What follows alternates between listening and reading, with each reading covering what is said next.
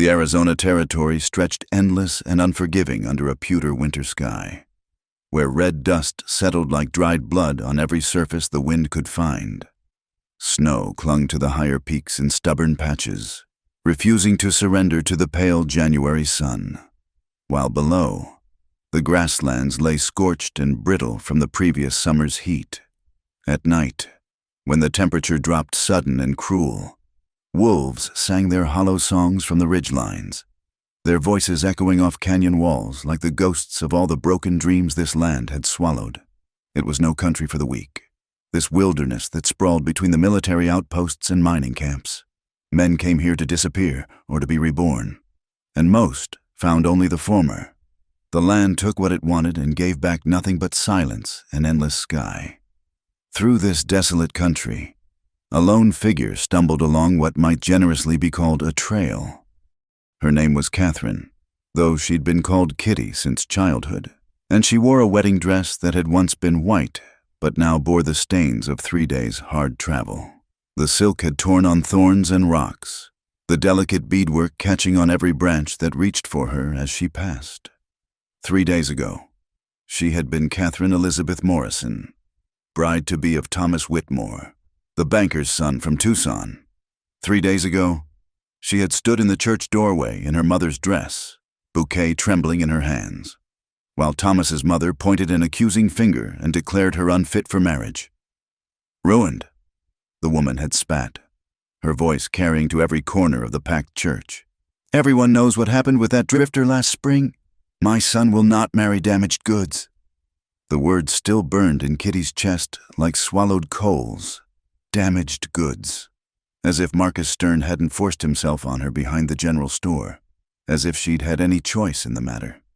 As if the bruises he'd left hadn't taken weeks to fade. But who would believe the word of a poor seamstress over the son of a cattle baron, even if that son had disappeared into the night the very next day? So they'd driven her out. Her own intended had stood silent as his mother's accusations rang through the church, his face turned away in shame, not for believing lies about her, but for being associated with scandal. The congregation had whispered and pointed as she'd fled down the aisle, the wedding dress catching on pew corners as she ran. With no family to take her in, her parents dead these past 2 years, and no money save the few coins in her small purse. Kitty had walked out of town as the sun set, heading west toward the mining camps where she'd heard a woman could find work cooking or mending. But the trail had proven more treacherous than she'd imagined, and by the second day, her food was gone. By the third, she'd lost the main path entirely. Now she staggered through pine woods where the air bit sharp and thin, her stomach cramping with hunger and her lips cracked from thirst.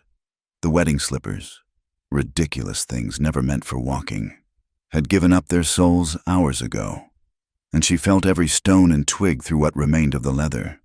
Behind her, she could hear them coming, 3 men on horseback, their voices carrying on the cold air. Road agents, most likely, the kind who preyed on travelers foolish enough to venture alone through the territory. She'd first spotted them shortly after dawn, dark shapes moving parallel to her path, and had tried to lose them in the timber. But a woman afoot in a white dress was hardly difficult to track. She can't have gone far, one of them called, his voice rough with whiskey and malice. Woman like that's got to have something worth taking. Kitty pressed deeper into the forest, branches catching at her ruined dress, thorns drawing thin lines of blood across her arms. Her breath came in visible puffs, and she could no longer feel her feet. The dress that had been her pride just days ago now felt like a beacon calling every predator in the territory to find her. The sound of horses grew closer. She could hear them dismounting, their boots crunching on the frozen ground as they spread out to search. Panic drove her forward, stumbling over fallen logs and through drifts of old snow until she broke through a line of trees and found herself on the edge of a steep canyon. Below, a creek ran black between banks of ice, the water moving fast enough to avoid freezing completely. Steam rose from its surface where it caught what little warmth the winter sun provided. There was no way down the canyon face that wouldn't end in broken bones. And behind her, the voices were getting closer. Pretty thing like you shouldn't be out here all alone, one of them called, his tone making her skin crawl. Why don't you come out where we can see you? We just want to talk.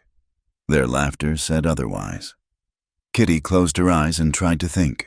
She could surrender and face whatever they intended, or she could take her chances with the canyon. Neither choice offered much hope, but at least the canyon would be quick. She was gathering her courage to jump when a shadow fell across the snow at her feet. You are far from any town, woman. The voice came from directly behind her, so close she could feel the speaker's breath against her hair. She spun around, expecting another of the road agents, and instead found herself looking up at the largest man she'd ever seen. He stood well over 6 feet, with broad shoulders that blocked out half the sky and black hair that fell past his collar. His skin was dark, weathered by sun and wind, and his eyes were the color of flint. Apache. She realized with a chill that had nothing to do with the weather. The buckskin clothing, the beadwork on his shirt, the way he'd appeared without making a sound, everything marked him as one of the people her own kind feared above all others in this territory. "Please," she whispered, taking a step backward toward the canyon edge. "I don't have anything of value. Just let me go." Those flint-colored eyes studied her for a long moment, taking in the torn wedding dress, her bare feet bleeding in the snow, the way she swayed with exhaustion. Behind them, the voices of the road agents were getting louder. "Found her tracks leading this way," one of them shouted. "Can't be much farther." The Apache man, for she had no doubt that's what he was, tilted his head slightly, listening. Then his gaze returned to her face. "I'm called Nathan," he said quietly. His English was precise, careful, with only the faintest accent. "You will come with me now, or those men will find you. Choose quickly." It wasn't really a choice at all. Death by Apache was likely to be swifter than what the road agents had planned, and at this point, swift was all she could hope for. She nodded. Nathan moved like smoke, taking her arm and guiding her along the canyon rim to a place where the rock face was broken by a narrow ledge. He went first, supporting her weight as they descended toward the creek below. Her torn dress caught on every projection, but his strong hands kept her from falling. Above them, she could hear the road agents crashing through the trees, cursing as they searched. One of them came to the canyon's edge and peered down, but the ledge they'd taken was hidden in shadow, invisible from above.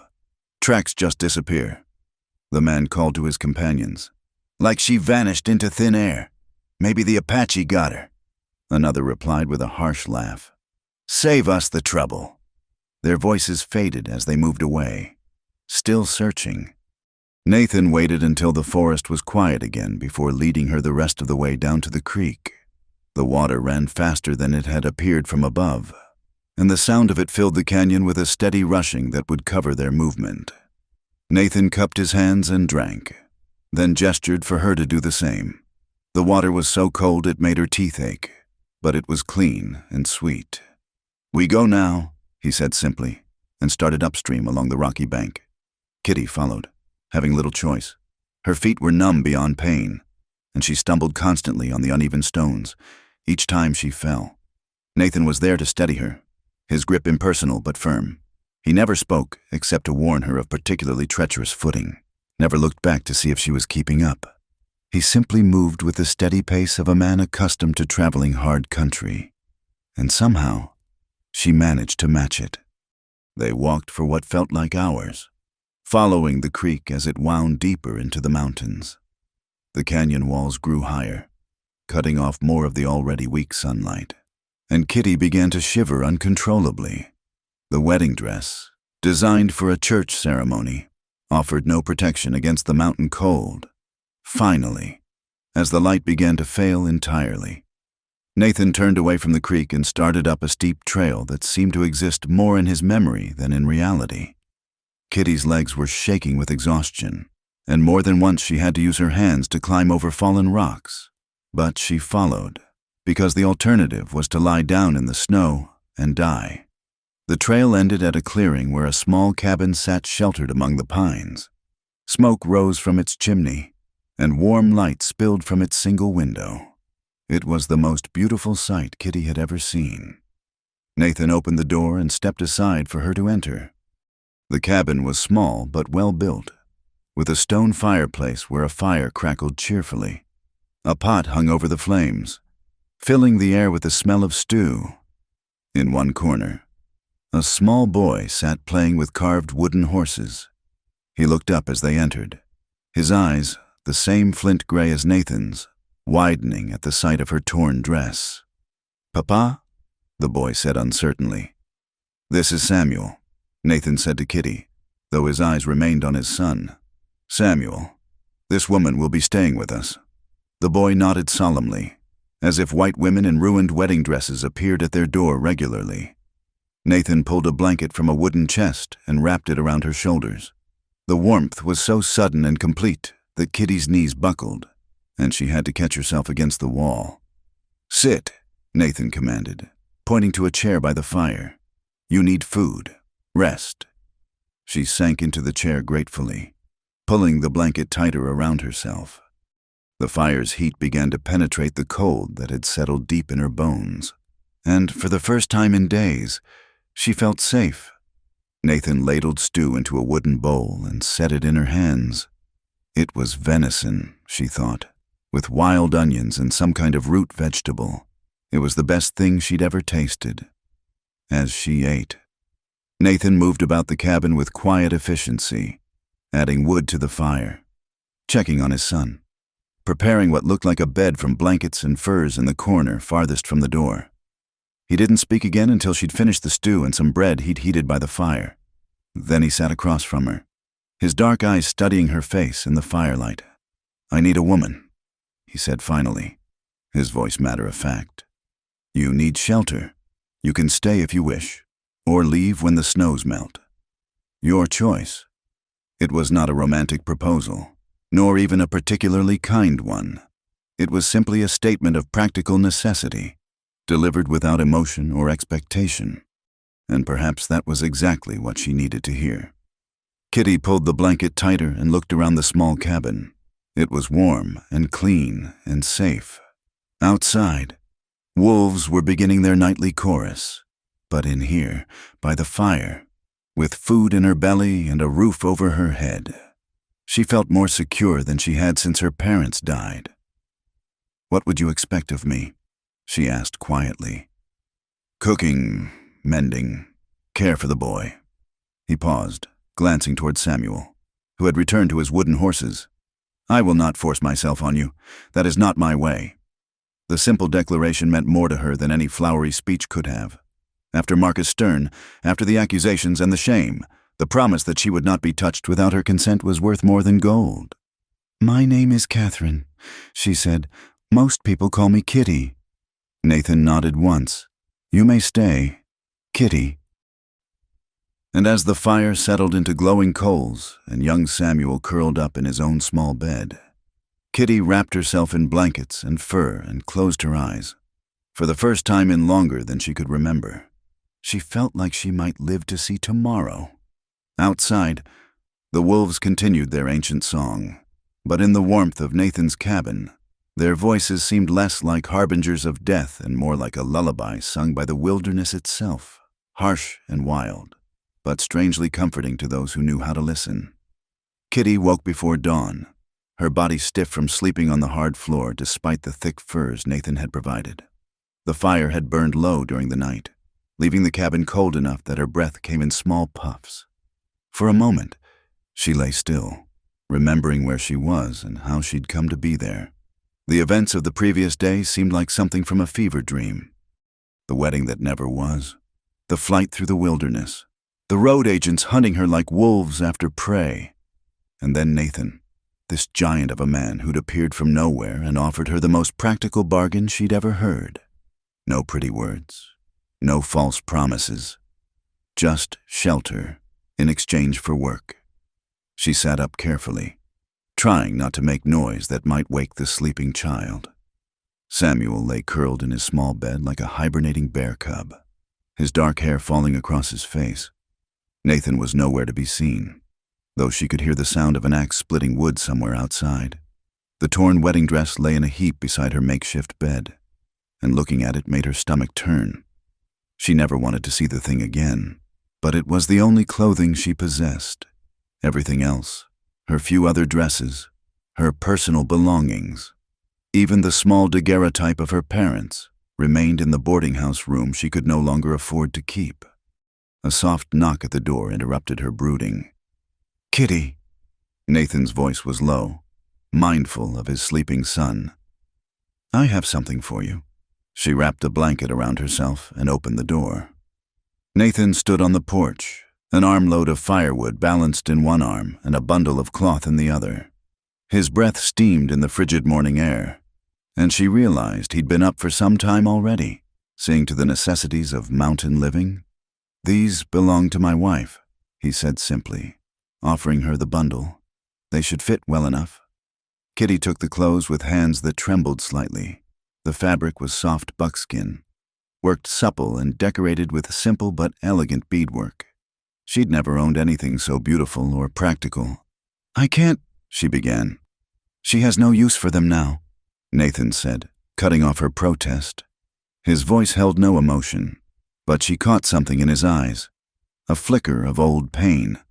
Quickly shuddered. "The dress you wear will not last a day in these mountains." He was right, of course. The silk wedding gown was already more rags than garment, and she'd freeze to death before the next snowfall if she had nothing better to wear. "Thank you," she said quietly. Nathan nodded and began stacking wood beside the door. "There is deer meat smoking in the shed, salt pork hanging in the cold room. Samuel likes his eggs soft. The chickens are behind the cabin." It took her a moment to understand he was explaining her duties. The practical arrangement they'd struck included her keeping house and caring for the boy. She'd known that, but somehow hearing the specifics made it feel more real. "How old is Samuel?" she asked. 6 winters. Nathan paused in his wood stacking. "His mother died when he was 3. The simple statement contained a world of loss. Kitty found herself wondering what had happened to the woman whose clothes she now held. But Nathan's closed expression warned her not to ask. She dressed quickly in the relative privacy of the cabin, Samuel still sleeping soundly in his corner. The buckskin felt strange against her skin after years of cotton and wool, but it was warm and comfortable in a way her city clothes had never been. The shirt hung loose on her smaller frame, but the beadwork around the neck and sleeves was so intricate it took her breath away. Someone had spent hours creating those patterns, putting love into every stitch. When she emerged, Nathan was feeding the fire, building it up to chase away the morning chill. He glanced at her in the borrowed clothes, but said nothing, though she thought she saw approval in his eyes. "What would you have me do first?" she asked. "Breakfast," he said. "Then I will show you the rest." Cooking over an open fire proved more challenging than she'd expected. The pots were cast iron, heavy and awkward, and the heat was impossible to regulate. Her first attempt at eggs resulted in charred, inedible lumps that she scraped shamefacedly into the fire. Nathan watched her struggles without comment, though she caught him hiding what might have been amusement. "Here," he said finally, taking the pan from her hands. With quick, efficient movements, he showed her how to use the coals instead of the flames, how to move the pan to find the right temperature. His hands were scarred and weathered, she noticed, with the thick calluses of a man accustomed to hard work. "I'm not much of a cook," she admitted, watching him prepare a proper breakfast as if it were the simplest thing in the world. "You will learn." Samuel woke as the smell of food filled the cabin, sitting up in his bed and rubbing his eyes sleepily. When he saw Kitty in his mother's clothes, he went very still, his small face serious. "That's Mama's shirt," he said in a voice barely above a whisper. Kitty's heart clenched. She started to untie the shirt, ready to change back into the ruined wedding dress rather than cause the child pain. But Nathan's voice stopped her. "Your mother would want her clothes to keep someone warm. Samuel. She was generous that way." The boy considered this solemnly, then nodded. "Mama always said the mountains were too cold for most people." "Indeed they are." Nathan agreed, setting a plate of eggs and venison in front of his son. That's why we help those who need help. As they ate, Nathan explained the routines of mountain life. Water to be fetched from the creek twice daily, chickens to be fed and eggs collected, firewood to be split and stacked, the vegetable stores and the root cellar to be checked and rationed. It was a precarious existence. She realized, balanced always on the knife's edge of survival. What about winter supplies? She asked. Food, lamp oil, medicine? We have what we need.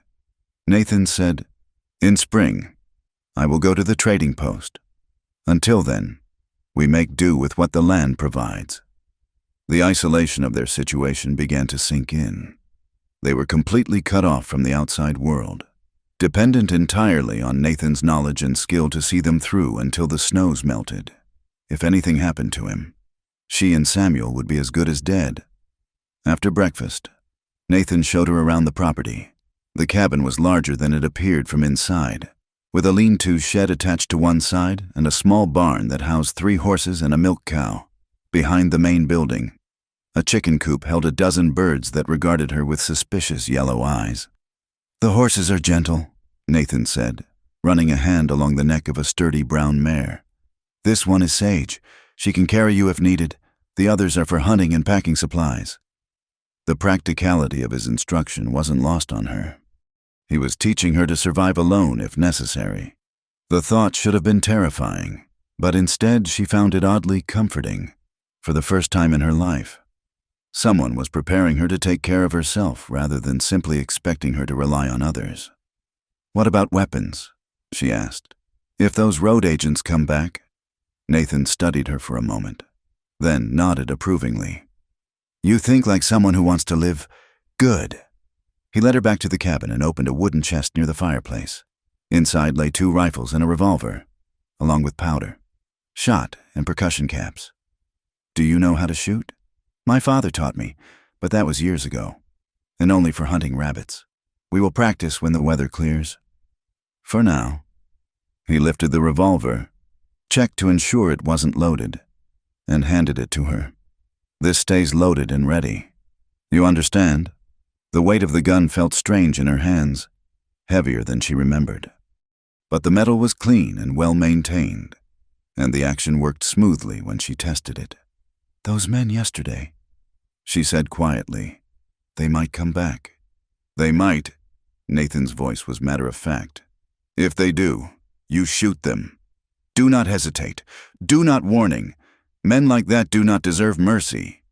The casual way he spoke of killing should have shocked her, but it didn't.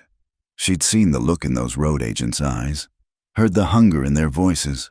They would have used her and likely killed her when they were done. In this harsh country, mercy was a luxury few could afford. That afternoon, while Nathan went hunting and Samuel napped by the fire, Kitty explored the cabin more thoroughly. It was spartanly furnished but well organized, everything in its place and ready for use.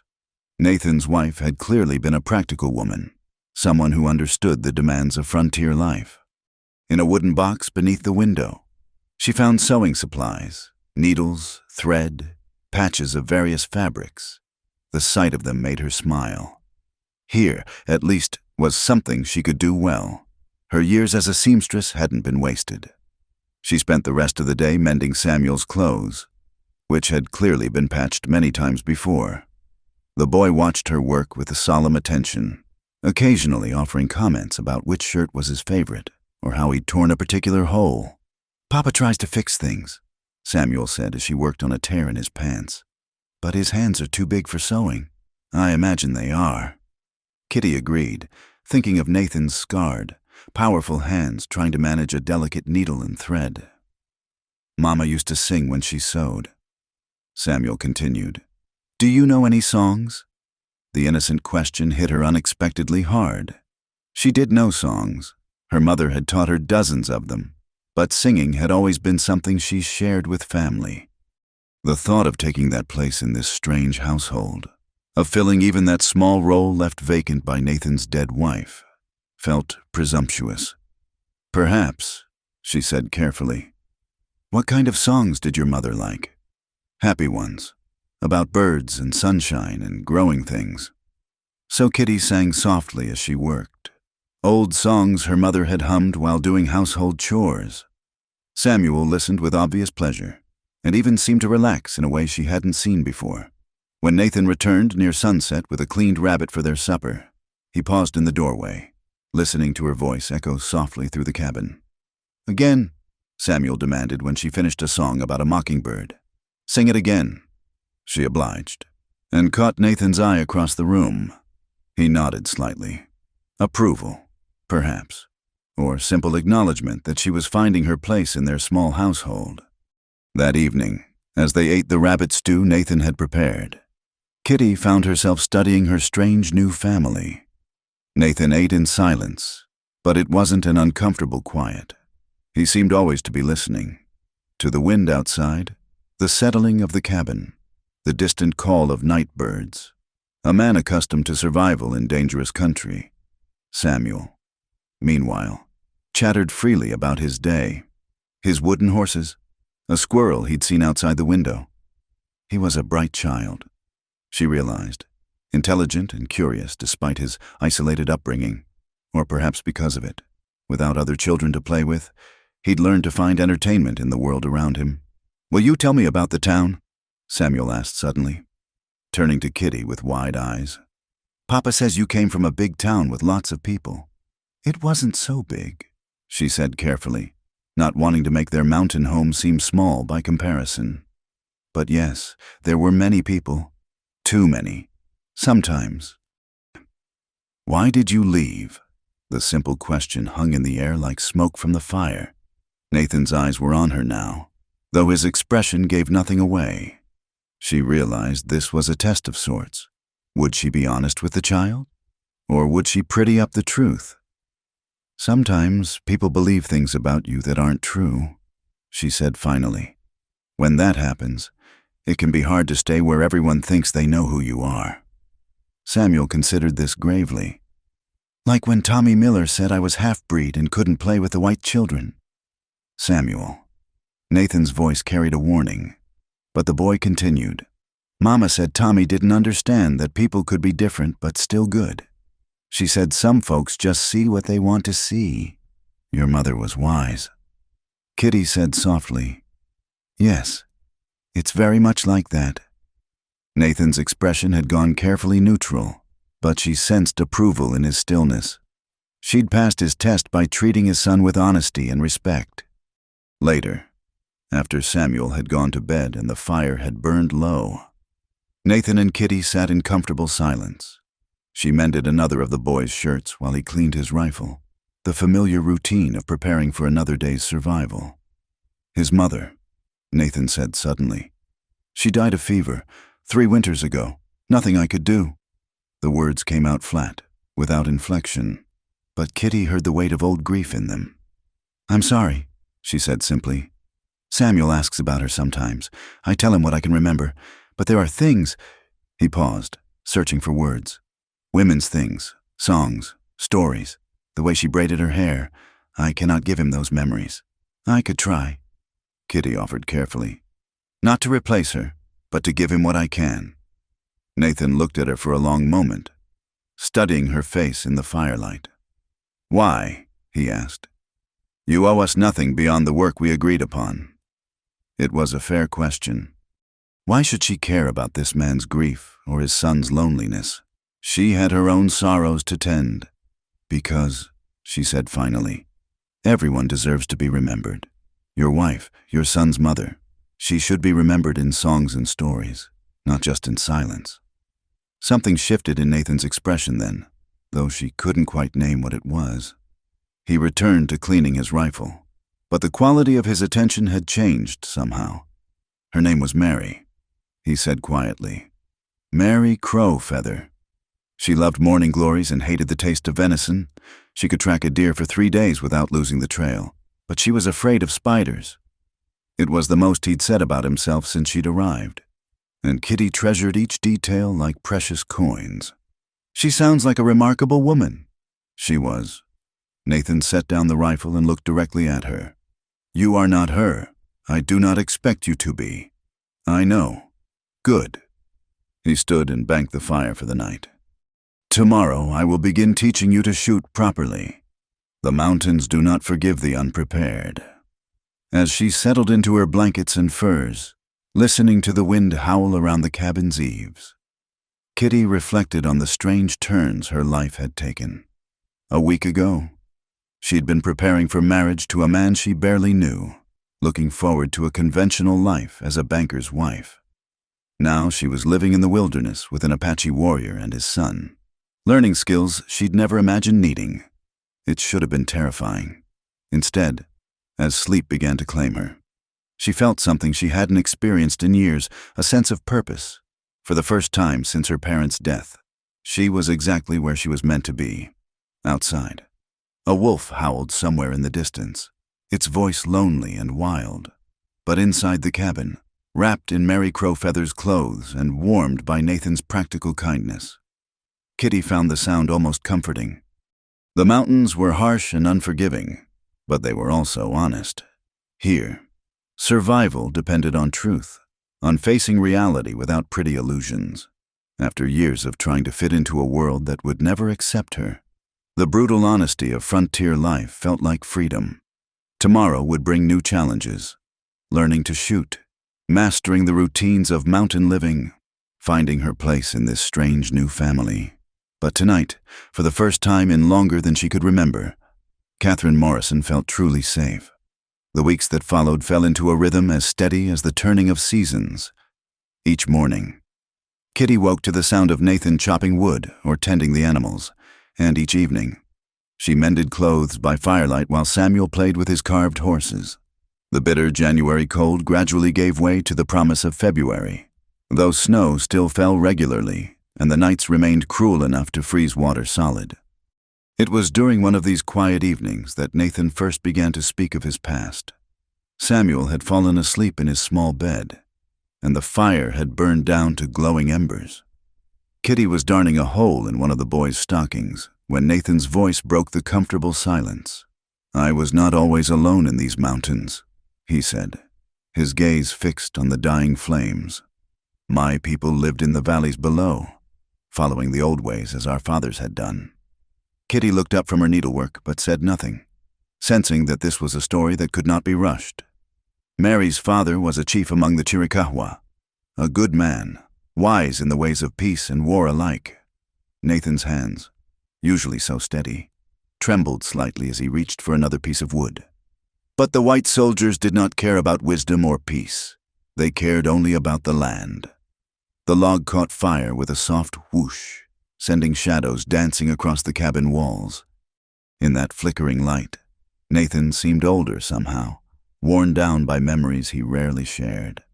They came in winter, when our people were scattered in smaller groups, said we had to move to the reservation, leave the mountains our ancestors had walked for generations. His voice was flat, carefully controlled. Mary was with child then. Samuel. She could not travel far. Not in her condition. Kitty's hand stilled on the stocking.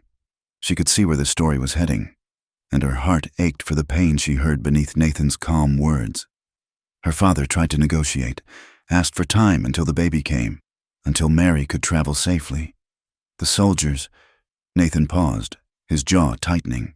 They said the Apache were all the same, men, women, children, all dangerous, all to be removed.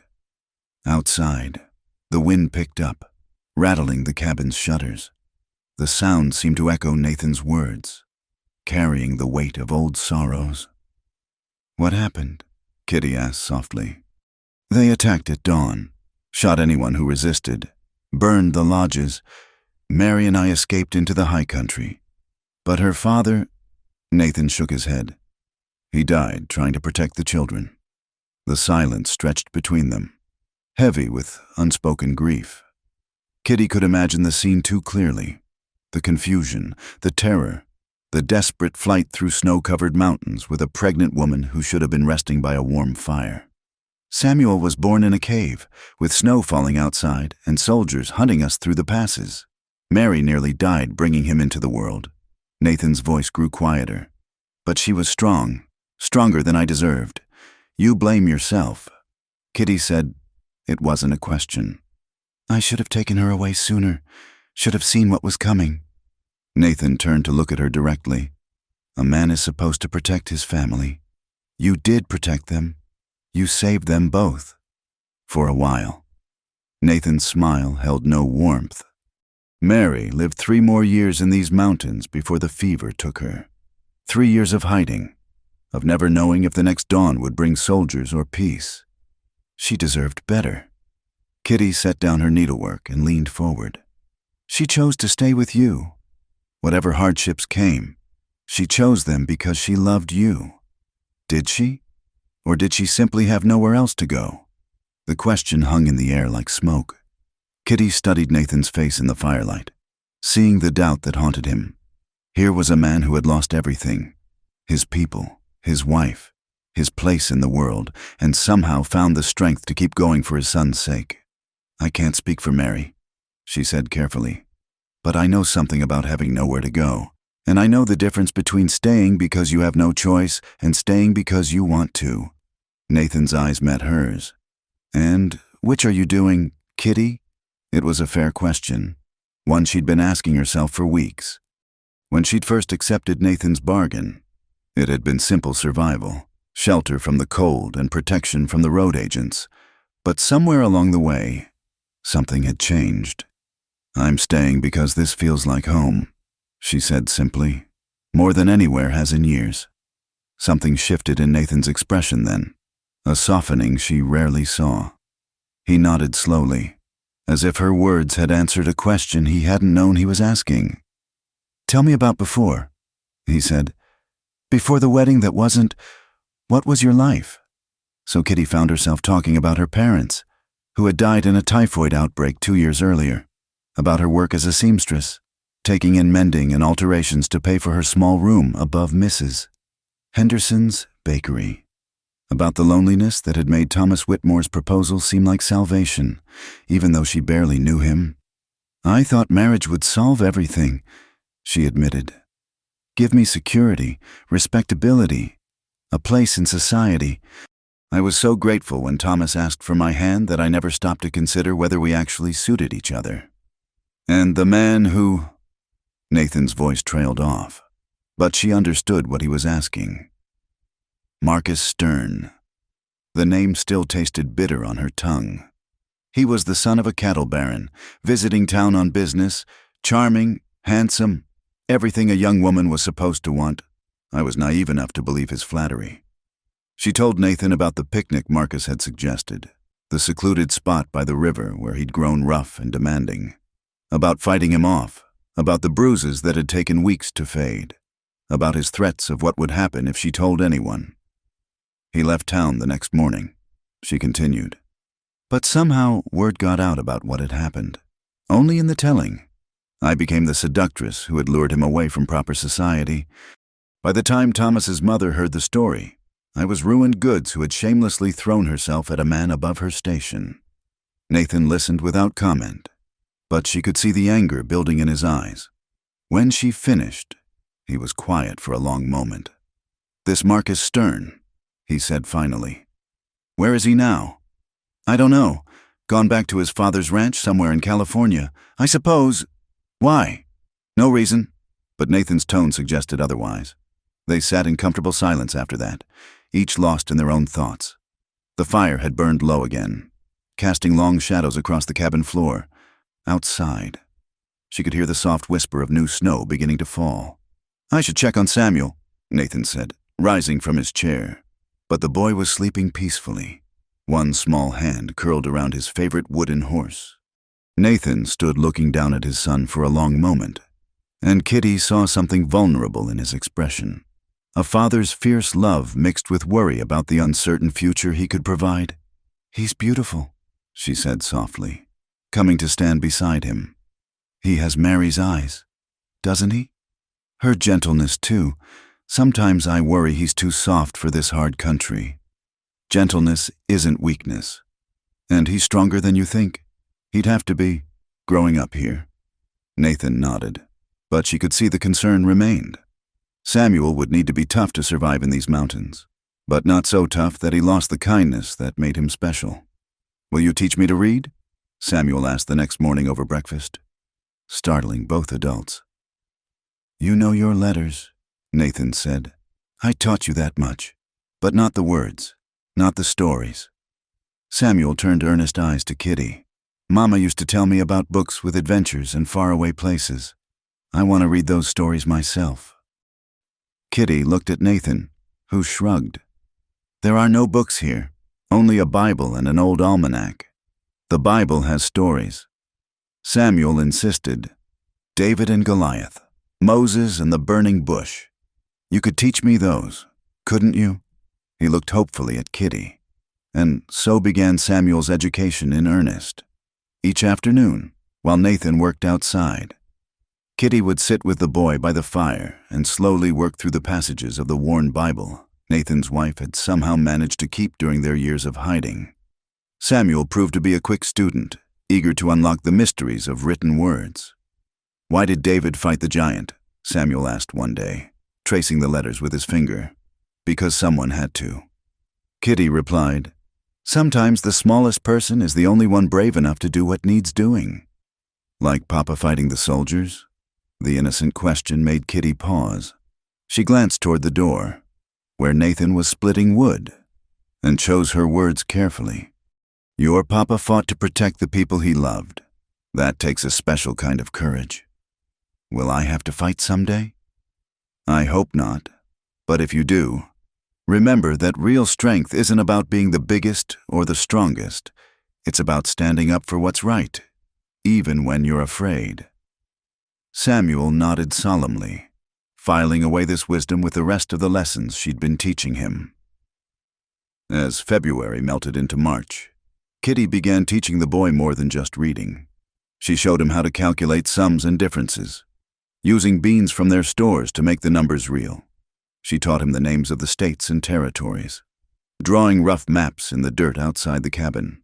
And in the evenings, she sang him songs her mother had taught her, gentle melodies about hope and growing things and the promise of spring. Nathan watched these lessons with quiet approval, sometimes joining in when Samuel struggled with a particularly difficult concept. It was during one of these sessions that Kitty realized how much their relationship had changed. They worked together now like partners, sharing the responsibilities of Samuel's upbringing without discussion or argument. "You're good with him," Nathan observed one evening after Samuel had gone to bed. "Better than I am with some things. You're a wonderful father. He adores you. But I can't give him everything he needs. The education, the gentleness, He paused, searching for words. "The soft things that make life more than just survival. You could if you tried." Nathan shook his head. "I am what this country made me. Hard, suspicious, always watching for danger. Those are the things that have kept us alive, but they're not everything a boy needs." Kitty studied his profile in the firelight, seeing past the careful mask he wore to the vulnerability beneath. This was a man who had lost so much that he was afraid to hope for more, afraid to let his guard down even for a moment. "Samuel needs both," she said finally. "Your strength and your protection, yes, but also laughter and stories and the knowledge that the world holds beauty as well as danger. And you think you can teach him that? I think we can teach him that. Together." The word hung between them, heavy with implication. Together. Not as strangers sharing a cabin, but as something more, something neither of them had dared to name yet. Nathan reached across the small space between their chairs and took her hand. His palm was warm and calloused, scarred from years of hard living, but gentle as he traced the lines of her fingers. "I have been alone for so long," he said quietly. "I had forgotten what it felt like to share the load with someone. You don't have to be alone anymore." He looked at her then with an intensity that made her breath catch. In his dark eyes, she saw desire, yes, but also something deeper, a longing for connection that went beyond mere physical need. "Kitty," he said, her name soft on his lips. She leaned toward him, drawn by something stronger than conscious thought. When their lips met, it was gentle at first, hesitant, as if neither quite believed this was happening. But then Nathan's arms came around her, pulling her close. and the kiss deepened into something urgent and desperate. When they broke apart, both were breathing hard. Kitty could feel her heart hammering against her ribs, could see the reflection of her own desire in Nathan's eyes. "We should not," he said, but his hands remained on her shoulders. "Why not?" "Because," he struggled to find the words, "because you deserve more than a broken man hiding in the mountains." Kitty reached up to cup his face in her hands, feeling the roughness of his beard against her palms. "What if I don't want more? What if this is exactly what I need?" Nathan studied her face as if trying to memorize every detail. Then, slowly, he leaned forward and kissed her again. This time, there was no hesitation, no holding back. When they finally separated, both knew that something fundamental had changed between them. "The boy," Nathan said, glancing toward Samuel's bed, "is sound asleep." Kitty's voice was barely above a whisper. They came together with all the passion and tenderness of two people who had been alone too long. Outside, the March wind howled around the cabin's eaves. But inside, warmed by fire and newfound love, Kitty had never felt safer or more complete. Later, as she lay in Nathan's arms listening to the steady rhythm of his breathing, she thought about the strange path that had brought her to this moment. 6 weeks ago, she had been a broken woman fleeing through the snow in a torn wedding dress. Now she was something she had never dared to dream. Beloved, protected, needed. Tomorrow would bring its own challenges. She knew the mountains were still harsh and unforgiving, and their life here would never be easy. But tonight, wrapped in Nathan's strong arms with Samuel sleeping peacefully nearby, Kitty felt rich beyond measure. She had found her place at last, not in the respectable society that had rejected her, but in this small cabin where love grew quietly in the spaces between words, where every day was earned through courage and determination, and where the future, however uncertain, belonged entirely to them. Spring came slowly to the mountains, creeping up the slopes in patches of green grass and early wildflowers that pushed through the retreating snow. Kitty found herself waking earlier each morning, eager to step outside and breathe the warming air that carried the scent of pine and new growth. The harsh winter that had nearly killed her now seemed like a distant memory, though the lessons it had taught her remained sharp and clear. She had changed in these months, grown stronger in ways she'd never imagined possible. Her hands, once soft from indoor work, were now calloused from splitting kindling and hauling water. Her arms had gained muscle from the daily tasks of frontier life, and her skin had bronzed from hours spent tending the small garden she'd planted behind the cabin. But the changes went deeper than the physical. She walked taller now, moved with the quiet confidence of someone who knew she could survive whatever hardships came. Nathan watched these transformations with something that might have been pride, though he was too reserved to say so directly. Instead, he showed his approval through small gestures, a nod when she successfully started a fire without help, a rare smile when she managed to milk the cow without getting kicked, the way his eyes lingered on her as she worked in the garden with the morning sun catching the red highlights in her hair. They had settled into a domestic rhythm that felt as natural as breathing. Kitty rose before dawn to start the fire and prepare breakfast while Nathan tended the animals. During the day, she managed the household, washing clothes in the creek, mending and sewing, teaching Samuel his letters and numbers, while Nathan hunted or worked on repairs to the cabin and outbuildings. Evenings found them together by the fire, sharing the day's small triumphs and concerns, while Samuel played quietly nearby. It was a simple life, perhaps too simple by the standards of the civilized world they'd both left behind. But Kitty had never been happier. For the first time since her parents' death, she felt truly useful, truly needed. This wasn't the hollow respectability she'd sought through marriage to Thomas Whitmore. This was something real and earned. "What do you think we are?" she asked Nathan one evening as they sat watching the sunset paint the mountains gold and purple. They were sitting close together on the porch steps, Samuel asleep inside after a long day of exploring the woods with his father. The question had been building in her mind for weeks. born from the growing intimacy between them and the way the boy had begun calling her Mama Kitty, without anyone teaching him to do so. Nathan was quiet for so long she thought he might not answer. When he finally spoke, his voice was careful, measured. "I call you my wife, if you have no objection to it." The words sent a warm flutter through her chest. Wife. Not the legal wife she'd almost become to a man who barely knew her, but something deeper and more meaningful. A wife chosen and choosing, bound not by ceremony but by shared hardship and growing love. "I have no objection," she said softly. Nathan's hand found hers in the gathering dusk. "Then that is what you are, my wife, Samuel's mother, the heart of our home." They sat in comfortable silence after that, watching the first stars appear in the darkening sky.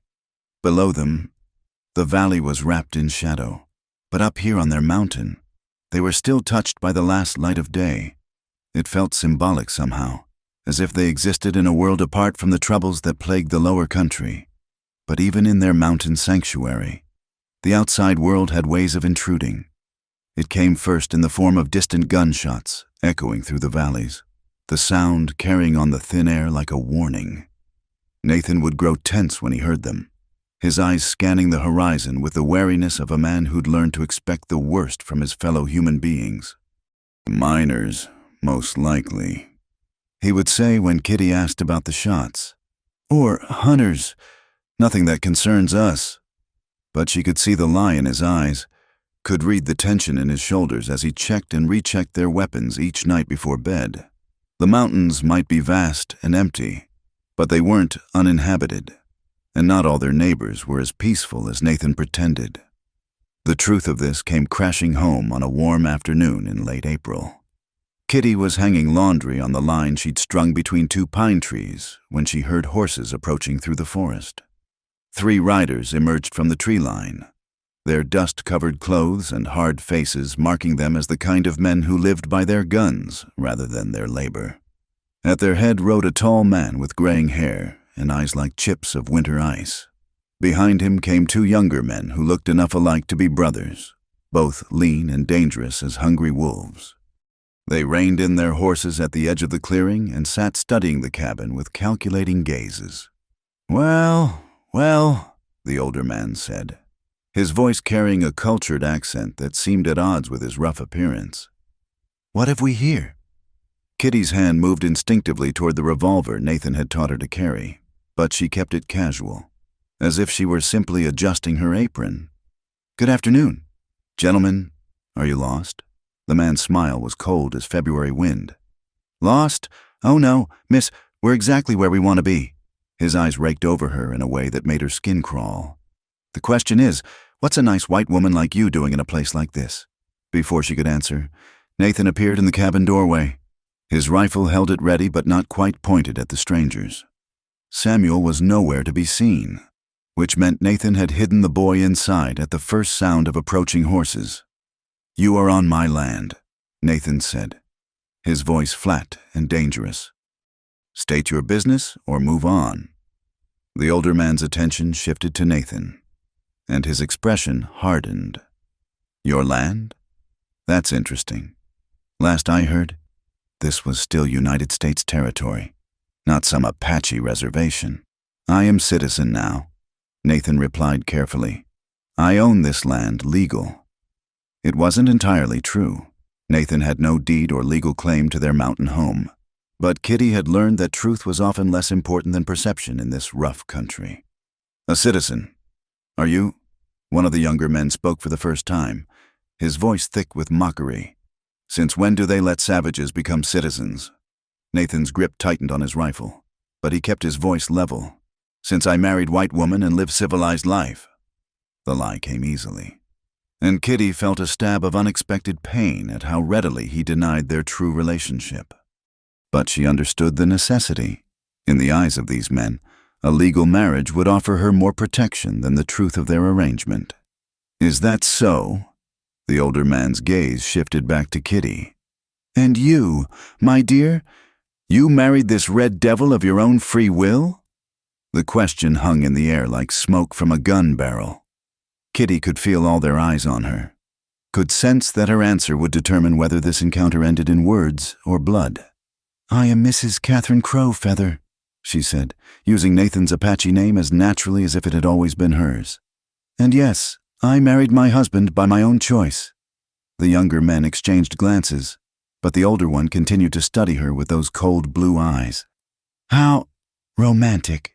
A white woman choosing the savage life over civilization." He leaned forward in his saddle. "But tell me, Mrs. Crowfeather, do you ever miss the company of your own kind? The conversation of civilized folks?" There was something in his tone that made her stomach turn, a suggestion that went beyond mere social pleasantries. She kept her voice steady with an effort. "I have everything I need right here." "Do you indeed?" The man's smile grew wider, showing teeth like yellowed ivory. "Well, perhaps you'd like to know that there's been some trouble in the valleys lately. Raids, you might say, cattle stolen, settlers attacked. The territorial authorities are offering quite substantial rewards for information about Apache movements." Nathan's face had gone stone still, but Kitty could see the fury building in his dark eyes. "There have been no raids from this mountain. We live in peace." "Oh, I'm sure you do," the man replied smoothly. "But you understand how it looks. A known Apache warrior living free in the mountains, no doubt with weapons and knowledge of the old ways. Some might say that's a threat that needs addressing." The threat was clear as mountain air. These weren't random travelers. They were bounty hunters, the kind of men who made their living turning in wanted Indians for the rewards posted by territorial governments. And Nathan, despite his years of peaceful isolation, was still Apache in their eyes. "My husband is no threat to anyone," Kitty said firmly. "We farm, we raise our son, we bother no one." "Your son?" The older man's eyebrows rose. "How fascinating. A mixed-blood child. I wonder what the folks down in the valleys would think about that." Kitty felt ice forming in her veins. Samuel was inside the cabin, hopefully well hidden, but the threat to him was unmistakable.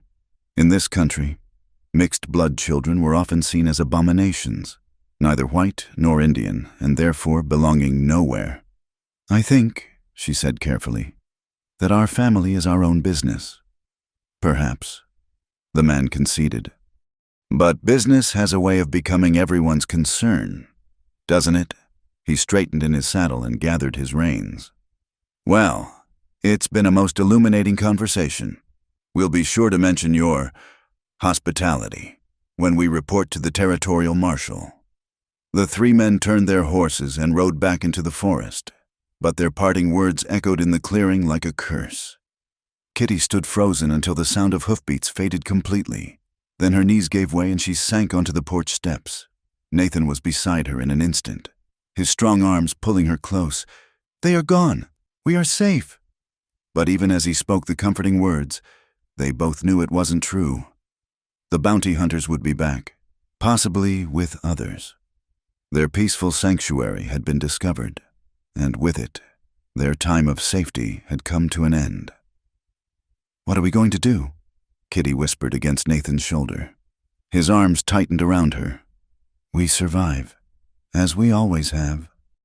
But that night, as they lay in their bed with Samuel sleeping safely between them, Kitty heard Nathan rise and move quietly to the window. She watched him stand there in the darkness, rifle in hand, keeping watch over his family with the eternal vigilance of a man who'd learned that peace was always temporary, and safety was something that had to be earned fresh each day. Outside, an owl called from the darkness, its voice lonely and wild, but to Kitty's ears, it sounded almost like a warning, a reminder that in this harsh country, love was something you had to fight to keep, and home was only as secure as your ability to defend it. Tomorrow, she knew, would bring new challenges. They would need to decide whether to flee deeper into the mountains or make their stand here in the place they'd built together. Either choice carried risks, but one thing was certain. Whatever came, they would face it together. She reached out in the darkness and found Nathan's free hand, intertwining their fingers in a silent promise. They had found each other against all odds, had built something precious in this unlikely place. She would not let anyone, not bounty hunters or territorial marshals, or the prejudices of a world that could not understand their love, destroy what they had created. The mountains had taught her to be strong, and love had taught her what was worth fighting for. Whatever tomorrow brought, she was ready. The threat of the bounty hunters changed everything, casting a shadow over even the most ordinary moments. Nathan moved through his daily routines with the heightened alertness of a man expecting attack, and Kitty found herself starting at every unexpected sound: the crack of a branch in the wind, the call of a bird, the distant rumble of thunder in the mountains. Samuel seemed to sense the tension, growing quieter and staying closer to the cabin without being told. For 3 weeks after the encounter, nothing happened. The spring days passed in deceptive tranquility, filled with the work of planting their expanded garden and preparing for the warmer months ahead. But underneath the surface routine, all three of them were waiting. For hoofbeats in the forest, for the glint of sunlight on rifle barrels, for the moment when their precarious peace would finally shatter. It was during this time of heightened tension that something else began to shift between Nathan and Kitty. The constant awareness of danger, the knowledge that their time together might be limited, seemed to strip away the last barriers they'd maintained. They moved closer to each other in all things, sharing not just the work and worries of daily survival, but something deeper and more intimate. The change began with small gestures. Nathan's hand would linger on hers when he passed her tools. Kitty would find excuses to touch his shoulder as she served dinner, to brush against him as they worked side by side. Their eyes would meet across the cabin and hold longer than necessity required, until the air between them seemed to shimmer with unspoken longing. "We live each day like it might be our last," Nathan said one evening as they sat on the porch watching the sunset. Samuel was inside, already asleep after a day spent helping his father repair fence posts. "Isn't that how everyone should live?" Kitty asked, though she understood what he meant. The possibility of violence, of loss, made every moment more precious. Perhaps. Nathan turned to study her face in the golden light. "But it also makes a man reckless, makes him want things he might otherwise wait for." The words hung between them, heavy with implication. They had been married in all but name for weeks now, sharing a life and a home and the care of a child. But they had also maintained a careful distance, sleeping apart, touching only in passing. It was as if both were afraid that moving too quickly might break the spell that had brought them together. "What kind of things?" Kitty asked softly. Nathan's dark eyes searched her face. "You know what things?" She did know. The tension had been building between them for days, the awareness of what they were denying themselves growing stronger with each shared glance, each careful distance maintained. They were no longer strangers bound by necessity, but two people who had chosen each other and were choosing each other again with every passing day. "Then, perhaps," she said carefully, "it's time to stop waiting." That night, after Samuel had been settled in his bed and the fire banked for the night, they stood facing each other in the cabin's single room. The space that had once seemed adequate now felt impossibly small, charged with an electricity that made the air itself seem to hum. "Are you certain?" Nathan asked, his voice rough with restraint. "Once we cross this line, there will be no going back." Kitty reached up to touch his face, her fingers tracing the strong line of his jaw. "I've never been more certain of anything in my life." What followed was both gentle and desperate, tender and fierce.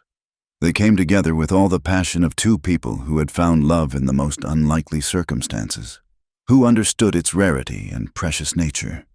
Nathan's hands were reverent as they explored her, as if he were memorizing every curve and hollow. Kitty marveled at the strength in his body, the way he held her as if she were something fragile and irreplaceable.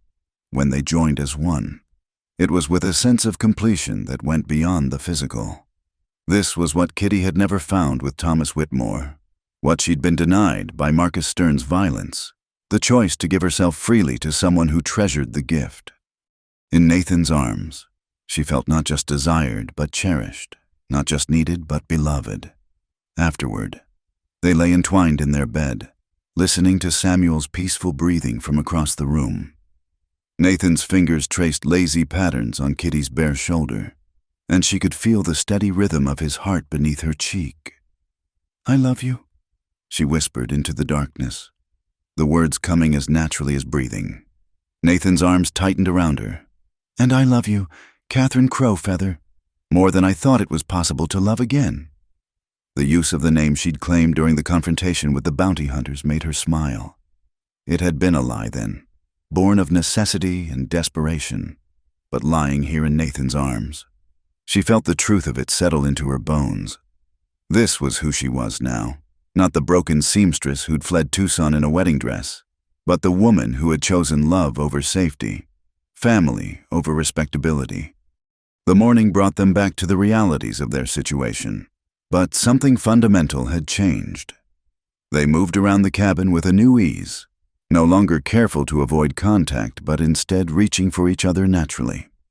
Samuel noticed the change immediately, his young face brightening as if a storm he'd sensed but not understood had finally passed. "Mama Kitty," he said over breakfast, using the name that had gradually become natural to all of them. "Will you teach me to make bread today?" "Of course," she said, ruffling his dark hair. "But first we need to check on the chickens. I think one of them might be ready to sit on eggs."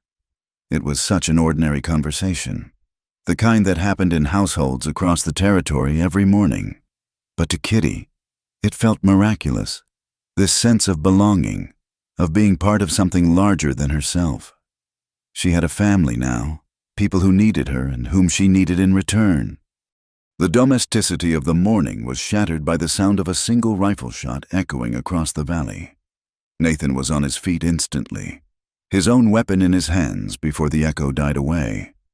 Through the cabin's single window, they could see smoke rising from the direction of the nearest settlement, a thin gray column against the blue morning sky.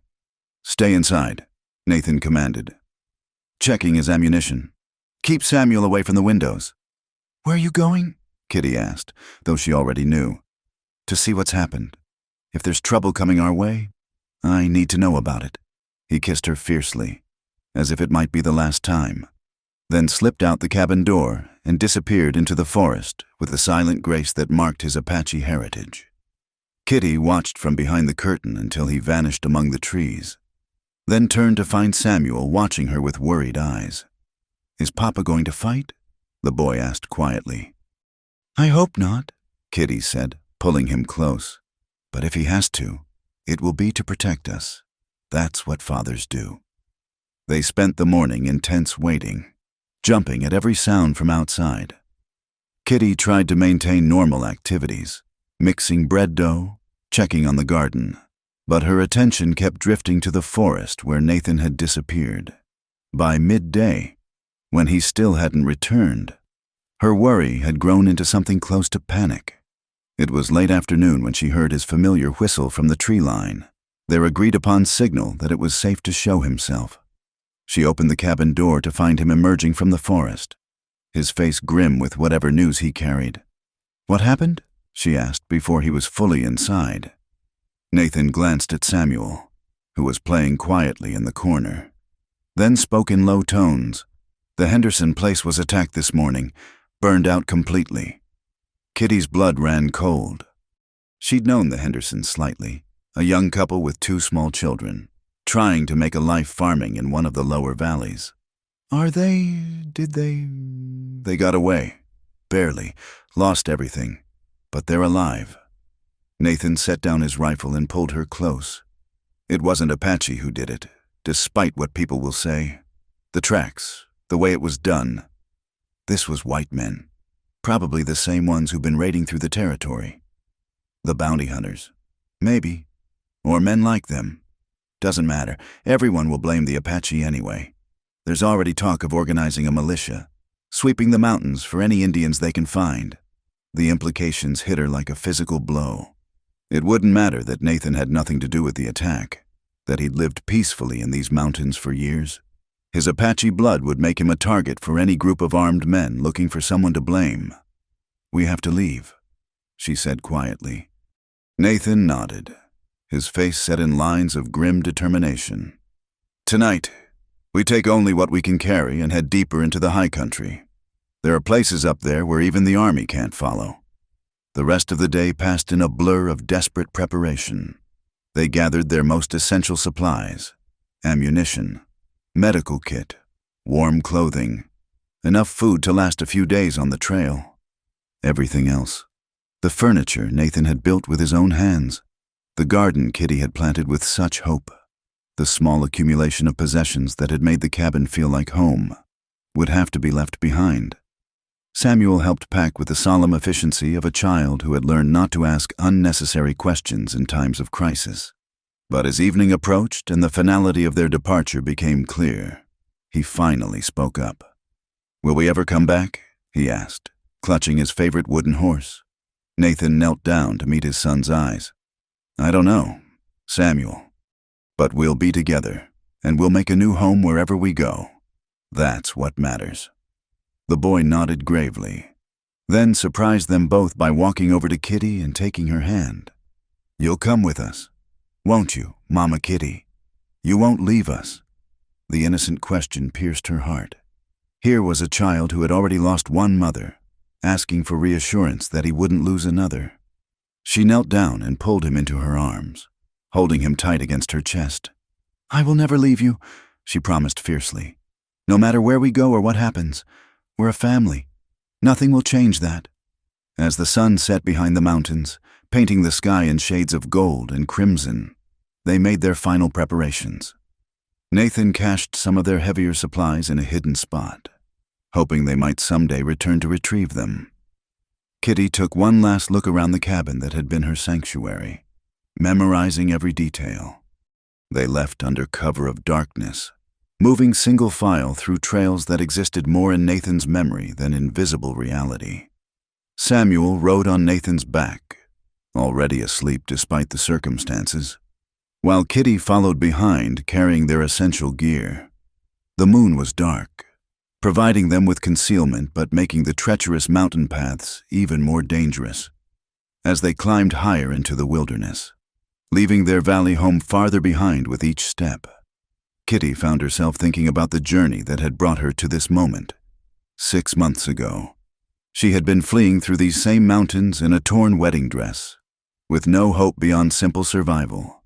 Now she was fleeing again, but everything had changed. She was no longer running away from something. She was running toward something, toward a future with Nathan and Samuel. Whatever form that might take, they might be homeless and hunted, but they were together, and that made them rich beyond measure. The mountains rose around them, vast and unforgiving in the darkness. But Kitty felt no fear. She had learned to trust in Nathan's knowledge of these wild places. And more than that, she had learned to trust in the strength of their bond. Whatever challenges lay ahead in the high country, they would face them as they had faced everything else, together, behind them. Their abandoned cabin grew smaller and smaller until it vanished entirely in the darkness. But ahead of them stretched endless mountains and boundless sky, and somewhere in that vastness, they would carve out a new life based on love and determination and the unshakable conviction that some things were worth fighting for. The future was uncertain, dangerous, and completely unknown, and Kitty had never felt more ready to embrace it. The high country proved even more unforgiving than Kitty had imagined. They spent their first days following game trails that switched back and forth across impossibly steep slopes, always climbing higher into air so thin it burned her lungs. Nathan moved with the sure-footed grace of a mountain goat, but Kitty found herself struggling to keep pace, her legs aching and her breath coming in short gasps. Samuel, riding on his father's shoulders during the steepest climbs, seemed to adapt more quickly than either adult. His young eyes were bright with curiosity as he pointed out hawks circling overhead and marmots scurrying between the rocks. "Look, Papa," he whispered one morning. "Bear tracks." Nathan studied the prints in a patch of soft earth, his expression thoughtful. "Old tracks. 3, maybe 4 days. He's moved on." But he adjusted their route anyway, giving the area a wide berth. They made their temporary camp in a hidden meadow surrounded by towering peaks, so remote that Kitty doubted any white man had ever set foot there. A small stream provided fresh water, and there was enough grass for their horses to graze. Nathan built a lean-to shelter against a granite outcropping, using pine boughs and their canvas tarp to create a space that would keep out rain and wind. It was here, on their third day in the high country, that they encountered Joseph Crow Dog. Kitty was gathering firewood when she looked up to find a man watching her from the edge of the trees. Her first instinct was terror. They'd been found. The bounty hunters had tracked them even here, but something in the stranger's posture told her this was different. He stood in plain sight, making no attempt at concealment, his hands visible and empty of weapons. He was Apache. That much was clear from his clothing and bearing, though his hair was shot through with silver and deep lines marked his weathered face. When he spoke, his voice was calm and measured. "Nathan Crowfeather, I have been looking for you." Nathan appeared from the lean-to as if summoned, his rifle in his hands but not raised. The two men studied each other for a long moment, and Kitty sensed some complex history passing between them. "Joseph," Nathan said finally, "I thought you were on the reservation. The reservation is no place for free men." Joseph's eyes moved to Kitty, then to Samuel, who had emerged to stand protectively close to his father. "I see you have made a new family. This is my wife, Catherine, and you remember Samuel." Joseph nodded gravely to Kitty, then addressed the boy in Apache. Samuel answered hesitantly, his knowledge of his father's native tongue limited but sufficient. Whatever passed between them seemed to satisfy the older man. "There is trouble in the valleys," Joseph said, switching back to English for Kitty's benefit.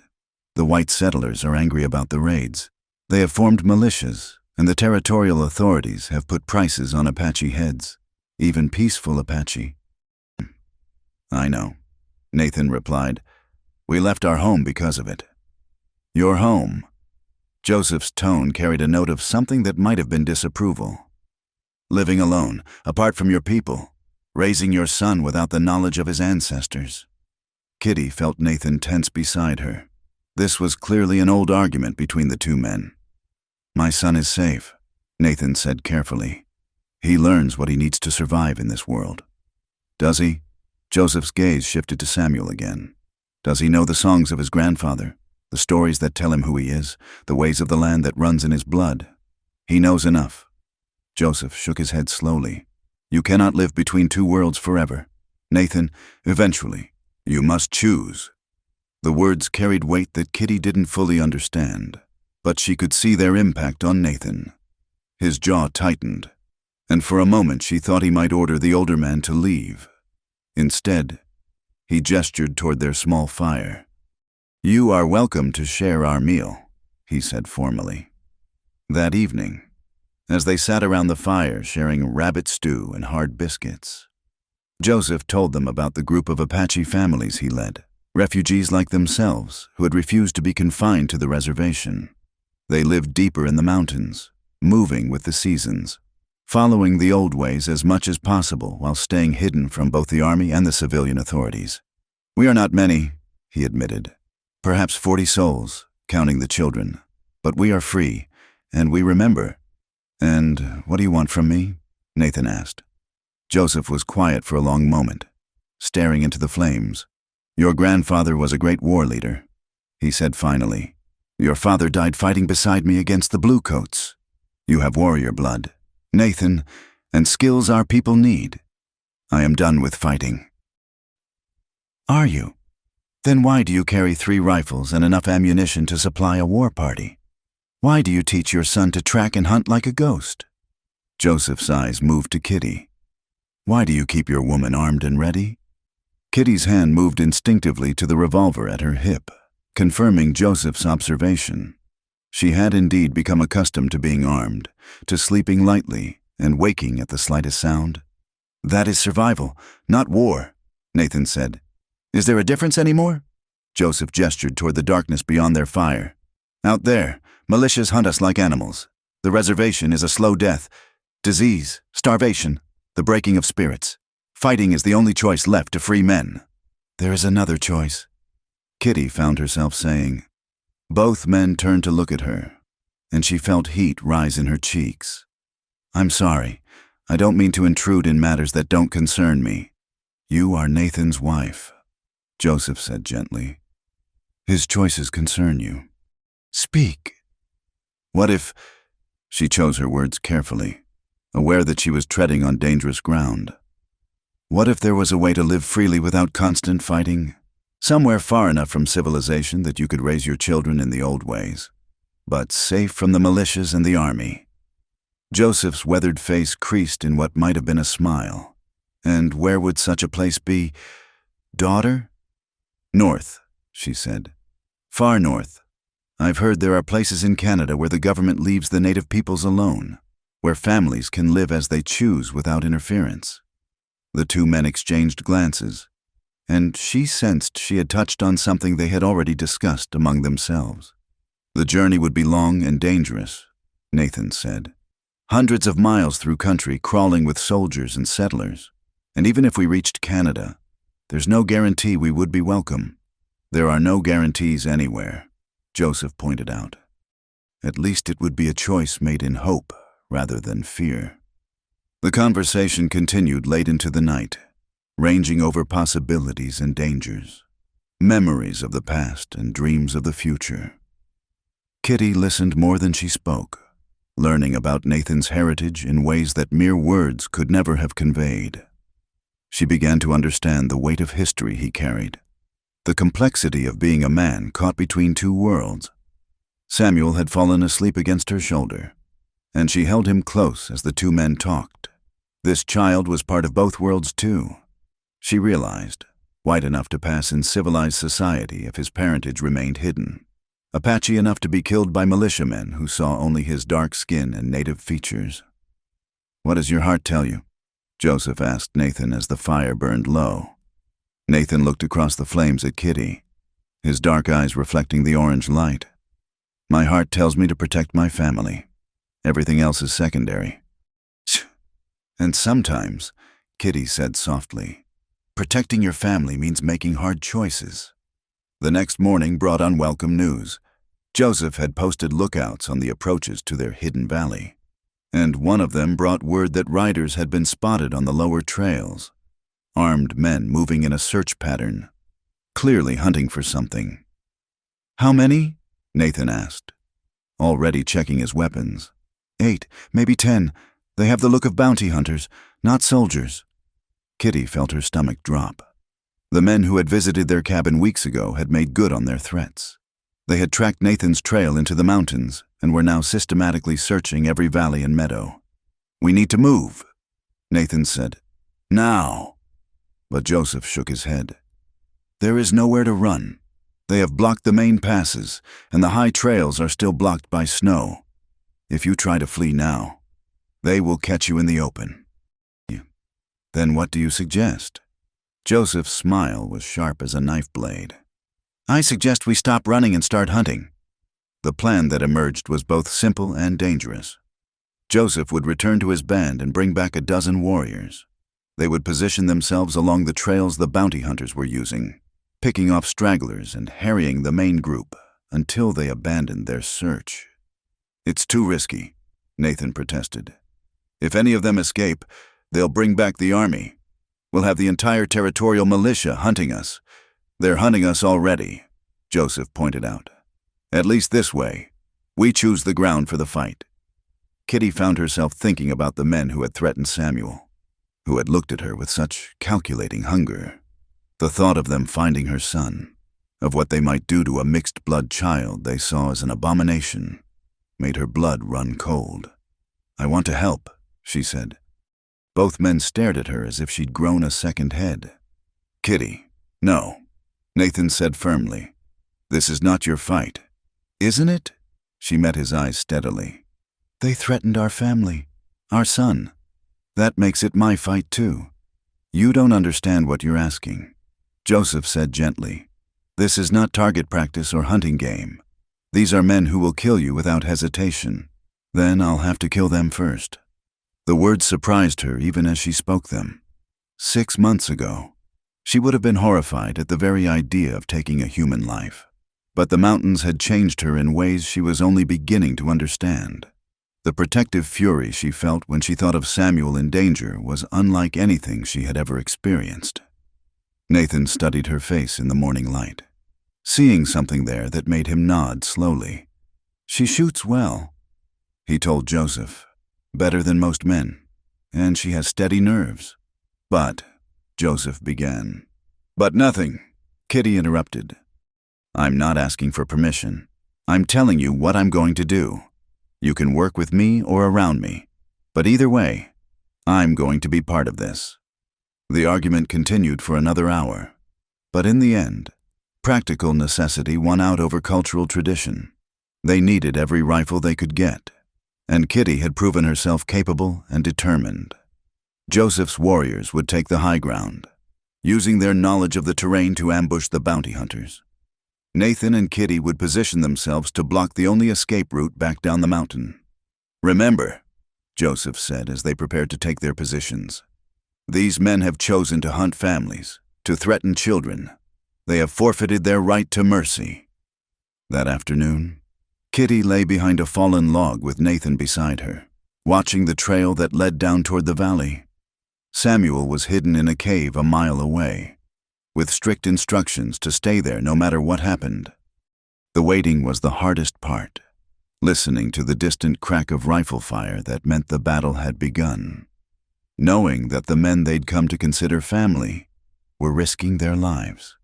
When the bounty hunters finally appeared on the trail below them, they were moving fast and looking over their shoulders.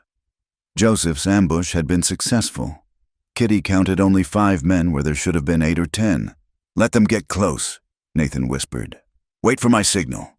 The men were clearly rattled, their earlier confidence shattered by the attacks on their companions. They rode bunched together, weapons ready, jumping at every shadow. Kitty recognized the leader, the gray-haired man with the cold eyes who had threatened her family. When Nathan's rifle cracked, she was ready. Her first shot took down one of the younger men, spinning him from his saddle. Her second missed as the horses reared and plunged in panic. Then the return fire began, bullets whining off the rocks around their position.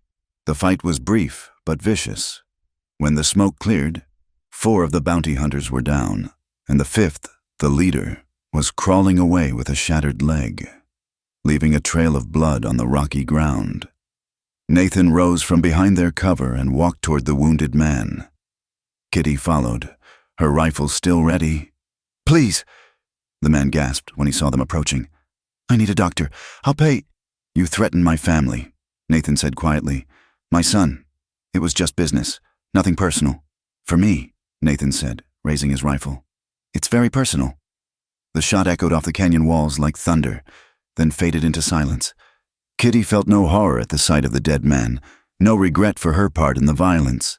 These men had chosen to hunt innocent families, to threaten children. They had received exactly what they deserved. That evening, as they gathered with Joseph and his warriors to count the cost of their victory, Kitty found herself looking at Nathan with new eyes.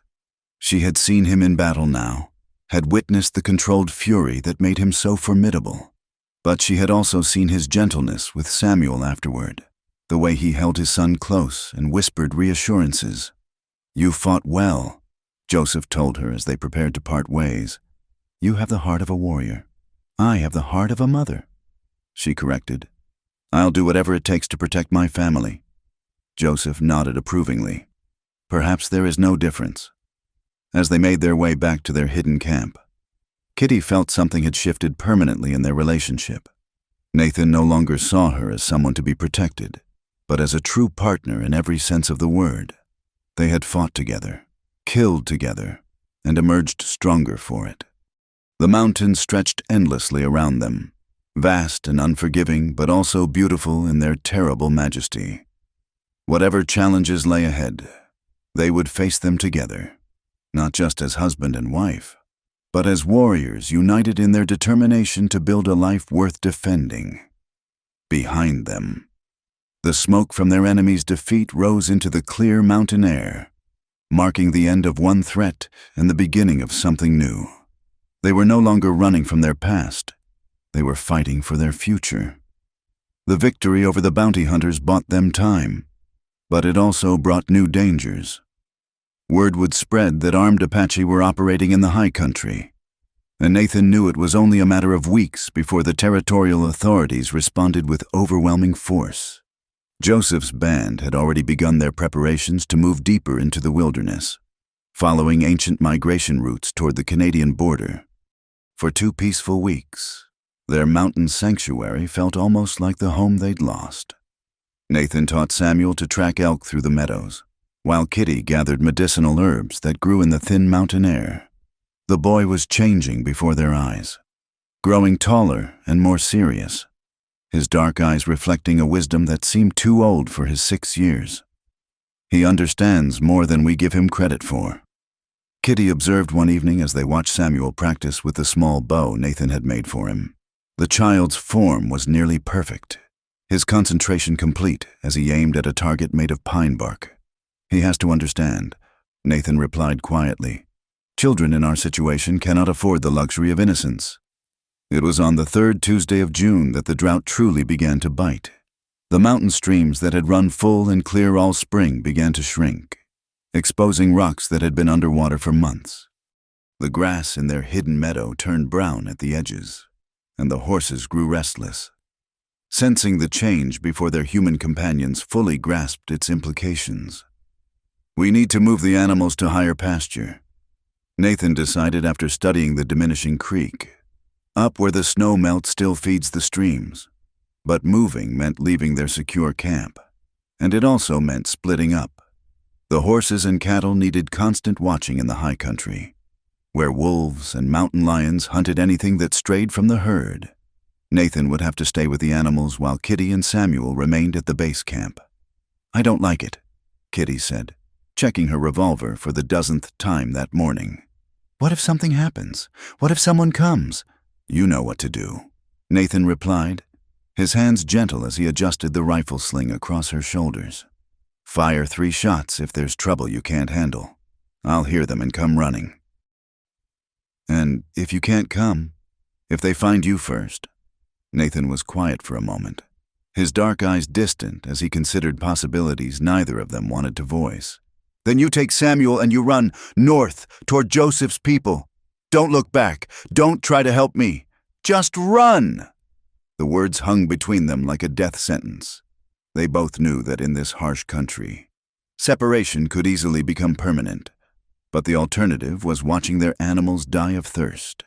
And without the horses, they had no hope of reaching safety if they needed to flee.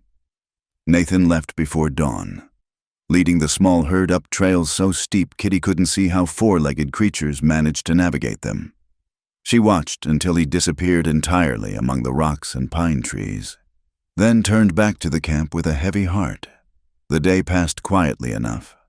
Samuel helped her repair a tear in their canvas shelter and practiced his letters by scratching words in the dirt with a stick. But as evening approached and Nathan still hadn't returned, Kitty found herself growing increasingly nervous. Every sound from the forest made her reach for her weapon. Every shadow seemed to hide potential threats. They were sharing a simple supper of dried meat and hard biscuits when Samuel suddenly stiffened, his head tilted as if listening to something she couldn't hear. "Mama Kitty," he whispered. "Horses coming." Kitty's blood turned to ice. Nathan would have whistled to announce his return, would never approach their camp without making his presence known. She moved quickly, gathering their essential supplies into a pack while motioning for Samuel to stay low. "How many?" she whispered back. The boy closed his eyes, concentrating with an intensity that reminded her powerfully of his father. 3, maybe 4, coming slow, like they're looking for something. Kitty's mind raced through their options. They could try to hide, but their camp was clearly occupied and there was nowhere to go that wouldn't leave obvious tracks. They could run, but on foot with a 6-year-old they wouldn't get far before being overtaken. That left only one choice. "Samuel," she said quietly, pulling him close. "Remember what your papa taught you about being invisible?" The boy nodded gravely, Nathan had shown him dozens of hiding places around their camp, taught him to move without sound and remain motionless for hours if necessary. Go to the cave behind the waterfall. Stay there no matter what you hear, no matter how long I'm gone. Do you understand? Mama Kitty, I want to stay with you. I know, sweetheart, but the best way to help me is to be safe. Can you do that? Samuel's lower lip trembled, but he nodded and slipped away into the gathering dusk like a shadow. Within moments, he had vanished completely, leaving Kitty alone to face whatever was coming. She checked her weapons one final time, the revolver at her hip. Nathan's spare rifle loaded and ready, the knife in her boot that had become as familiar as breathing. Then she positioned herself behind the fallen log that had served as their dining table, with clear lines of sight to all the approaches to their camp. The riders appeared just as full darkness settled over the mountains. 3 men on horseback, moving carefully through the trees with their weapons drawn. Even in the dim light, Kitty could see they weren't soldiers or territorial militia. These were civilians, probably settlers who had organized their own search party. The leader was a man she recognized from the trading post near their old cabin, Jacob Morrison, a farmer who had always treated Nathan with barely concealed hostility. Behind him rode 2 younger men who might have been his sons, their faces hard with the kind of determination that came from fear and prejudice mixed together. Well, well, Morrison said as they emerged into the clearing. Looks like we found ourselves a nest of hostiles. I see a woman and a camp. One of his companions replied. Where are the bucks? Probably out raiding, Morrison said, dismounting and approaching their shelter with his rifle ready. Spread out, boys. Check every hiding spot. There's got to be more of them around here somewhere. Kitty waited until they were committed to searching the camp, then stepped out from behind her cover with the rifle trained on Morrison's chest. That's far enough, gentlemen. All 3 men spun toward her, their weapons coming up instinctively, but Kitty had the advantage of position and preparation, and her rifle never wavered from its target. Well, I'll be damned, Morrison said, his voice thick with contempt. If it isn't the crow feather woman, heard you'd gone native, but seeing it's still a shock. This is private property, Kitty said calmly. You're trespassing, Morrison laughed, a sound devoid of humor. Private property? Lady, there ain't no Apache got legal claim to land anywhere in this territory. You're squatting on United States soil, and that makes you outlaws. My husband is a citizen. We have every right to be here. Your husband is a murdering savage who killed 5 good white men last month. There's a $1,000 bounty on his head, and anyone who helps him is looking at charges of aiding and abetting. Kitty felt her heart sink. She'd hoped the deaths of the bounty hunters had been attributed to natural causes or wild animals. Instead, it seemed the territorial authorities had put together enough evidence to issue formal charges. Those men threatened our family, she said, keeping her voice steady. They came here looking for blood. We defended ourselves. You murdered American citizens. One of the younger men spat. And now you're going to pay for it. Where's the boy? Morrison demanded, taking a step closer. We know you got the half-breed kid with you. Might be we can work out some kind of arrangement if you cooperate. The threat to Samuel made Kitty's vision blur with rage. These men had come here not just to capture Nathan, but to harm an innocent child whose only crime was being born to parents of different races. There is no child here, she said through gritted teeth. Don't lie to us, woman. We tracked you from the valley. No, there's 3 of you, minimum. Morrison gestured to his companions. Tom, check that cave over there. Billy, look behind them rocks. Kid's got to be hiding somewhere. As the 2 younger men began to spread out, Kitty made her choice. She couldn't let them find Samuel, couldn't allow them to take him back to face whatever twisted justice they had in mind. I said that's far enough. The crack of her rifle echoed off the canyon walls like thunder. Tom, or maybe it was Billy, spun around with a cry of pain, clutching his shoulder as blood began to seep between his fingers. The remaining 2 men dived for cover, their own weapons barking in response. Bullets whined off the rocks around Kitty's position as she worked the rifle's lever and tried to find another target. "You crazy woman!" Morrison shouted from behind a boulder. "You just shot a citizen. That's a hanging offense." "So is threatening children," Kitty called back, firing at the muzzle flash from his rifle. The gun battle continued for several minutes, neither side able to gain a decisive advantage. But Kitty knew she was fighting a losing battle. She had limited ammunition, and eventually they would work their way around to flank her position. Worse, the sound of gunfire would carry for miles in the thin mountain air, possibly drawing more enemies to their location. It was then that she heard the whistle, 3 sharp notes that sang out over the valley like the call of a night bird. Nathan had heard the shooting and was coming home. The effect on their attackers was immediate. Morrison's voice rose in panic as he called to his companions. "Billy, Tom, we gotta get out of here. The buck's coming back." "Tom's hit bad," came the reply. "Can't ride like this." "Then we leave him and come back with more men. Move!" Kitty heard the sound of horses being hastily mounted, followed by hoofbeats retreating rapidly down the mountain. Within minutes, the valley was quiet again except for the groaning of the wounded man they'd left behind. She waited another 5 minutes, rifle ready, before emerging from cover. The wounded settler was propped against a tree, pressing a bloody cloth to his shoulder and looking up at her with fear-filled eyes. "Please," he gasped. "I need a doctor. I won't cause no more trouble, I swear." Kitty studied his face, seeing past the pain to the hatred that still burned there. This was a man who would happily see her husband hanged and her son taken away to some institution for mixed-race children.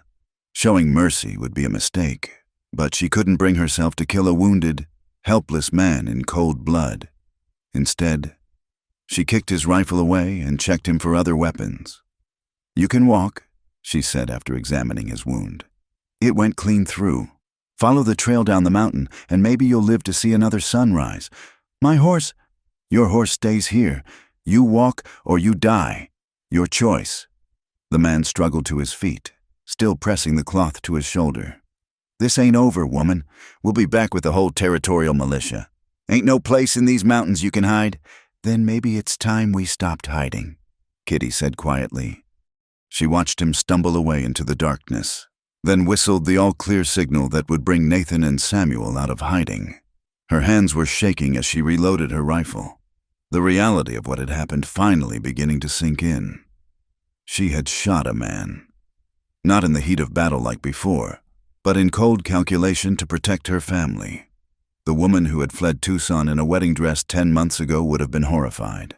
But that woman was gone, replaced by someone harder and more dangerous. Nathan appeared first, moving through the shadows like a ghost until he materialized beside her. "Are you hurt?" "No, but they know we're here now. And they know about Samuel." Nathan's face went stone still as she explained what had happened. When she finished, he was quiet for a long moment, staring out into the darkness where their enemies had disappeared. "Joseph was right," he said finally. "There is no hiding anymore. We fight, or we run so far they can never find us." "North?" Kitty asked. "To Canada." Nathan nodded slowly. "North. But it will be the hardest journey we've ever attempted. Hundreds of miles through hostile territory, with winter coming on and every man's hand against us." Samuel emerged from his hiding place then, running to throw his arms around both of them. Kitty held him close, feeling the trembling in his small body and knowing that he had heard at least part of the attack. "Are we going away, Papa?" the boy asked quietly. Nathan looked down at his son, then across the valley to where smoke still rose from distant settlements. "Yes, Samuel. We're going to find a place where families like ours can live in peace. Will it be far? Very far. But we'll be together, and that's what matters." As they began the urgent work of breaking camp and preparing for flight, Kitty found herself thinking about the journey ahead. They would be traveling through country filled with people who saw Nathan as a savage, Samuel as an abomination, and herself as a traitor to her own race. But they would also be traveling together, united by bonds that had been forged in hardship and tested in battle. whatever lay ahead in the wilderness. They would face it as they had faced everything else, as a family willing to fight for their right to exist. The mountains stretched endlessly to the north, vast and uncharted and full of dangers. But somewhere beyond those peaks lay the promise of freedom, and that was worth any risk. Behind them, the lights of civilization twinkled like fallen stars, marking a world that had no place for their kind of love. Ahead lay only wilderness and uncertainty. They had never been more ready to embrace the unknown. The journey north began at first light, with frost still sparkling on the grass despite the late summer season. They traveled light, only what they could carry on horseback and a single pack mule loaded with essential supplies. Everything else, all the small accumulations of their life together, remained scattered around their abandoned camp like the remnants of a dream. Nathan set a punishing pace, following game trails and ridge lines that would keep them hidden from casual observers while making good time toward the distant Canadian border. The route he had chosen would take them through some of the most remote and dangerous country in the territory, but it was their best hope of avoiding the militias and bounty hunters who would surely be tracking them. As the days passed and the mountains grew taller around them, Kitty found herself marveling at the harsh beauty of their wilderness passage.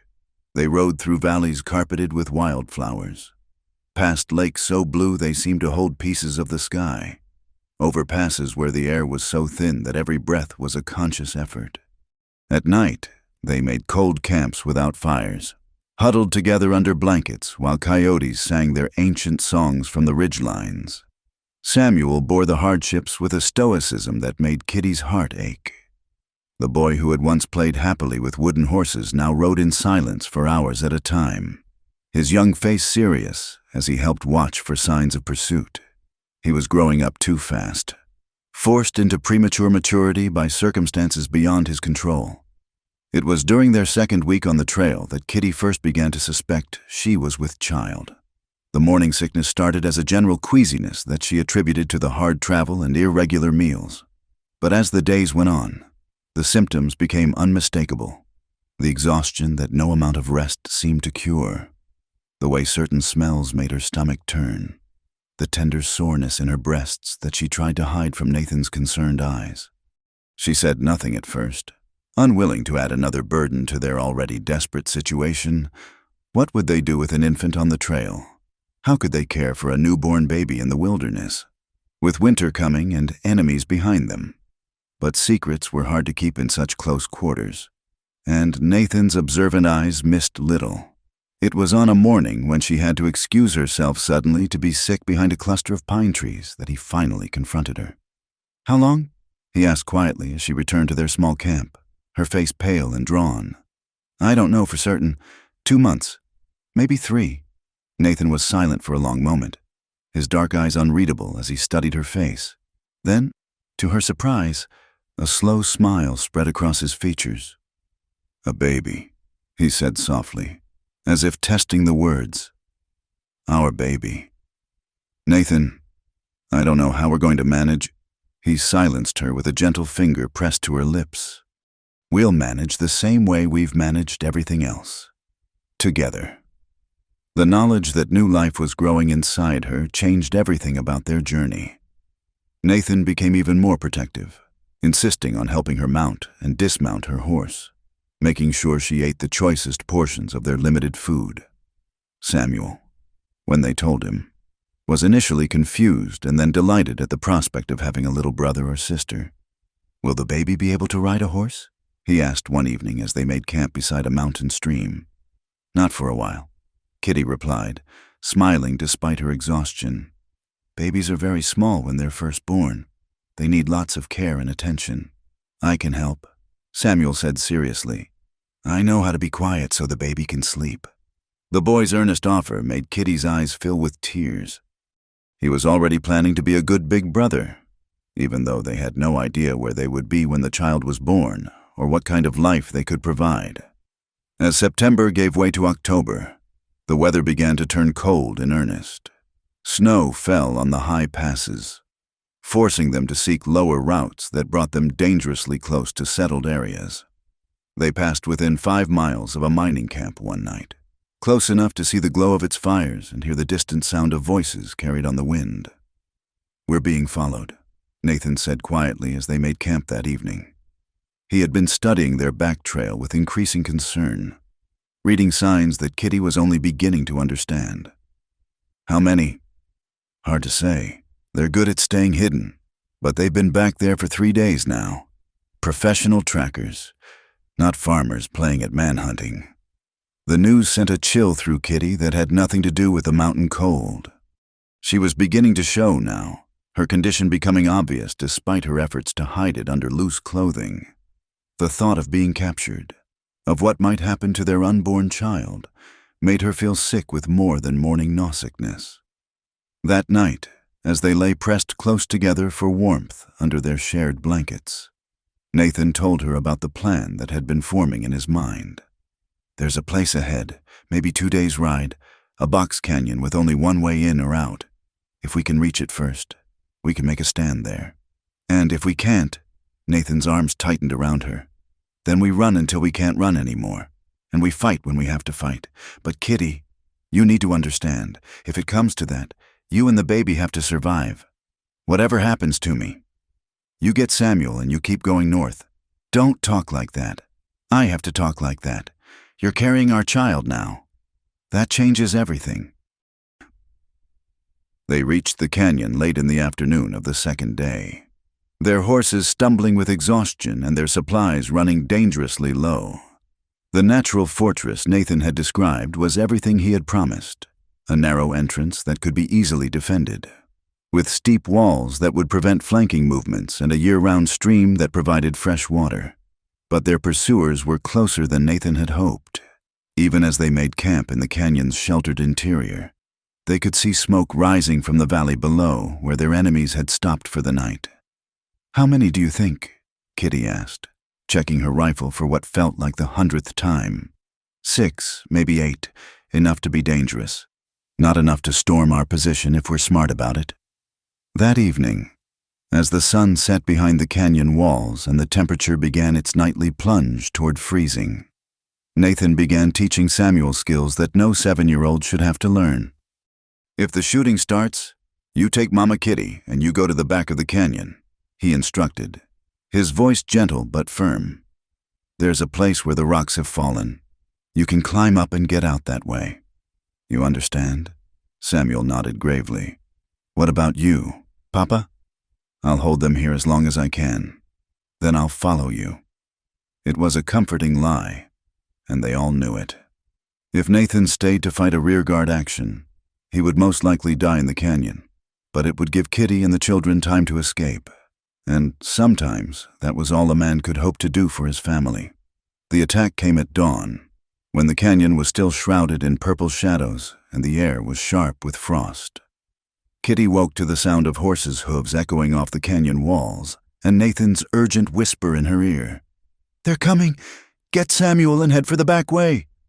But even as she reached for the boy, the crack of rifle fire filled the canyon like thunder.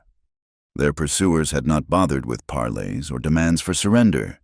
They had come to kill, and they meant to finish the job quickly. Nathan took position behind a boulder near the canyon mouth, his rifle already sending answering fire toward the attackers. Kitty gathered Samuel and their essential supplies, but instead of fleeing immediately, she found herself taking position on the opposite side of the narrow entrance. "Kitty, no!" Nathan shouted over the gunfire. "You have to go!" "Not without you," she called back, sighting along her rifle barrel. The battle that followed was brief but vicious. The attackers quickly realized they were facing more resistance than expected, and their assault began to falter. 2 of their number went down in the first exchange of fire, and the rest took cover behind the rocks at the canyon mouth. "Give it up, Crow Feather," one of them shouted.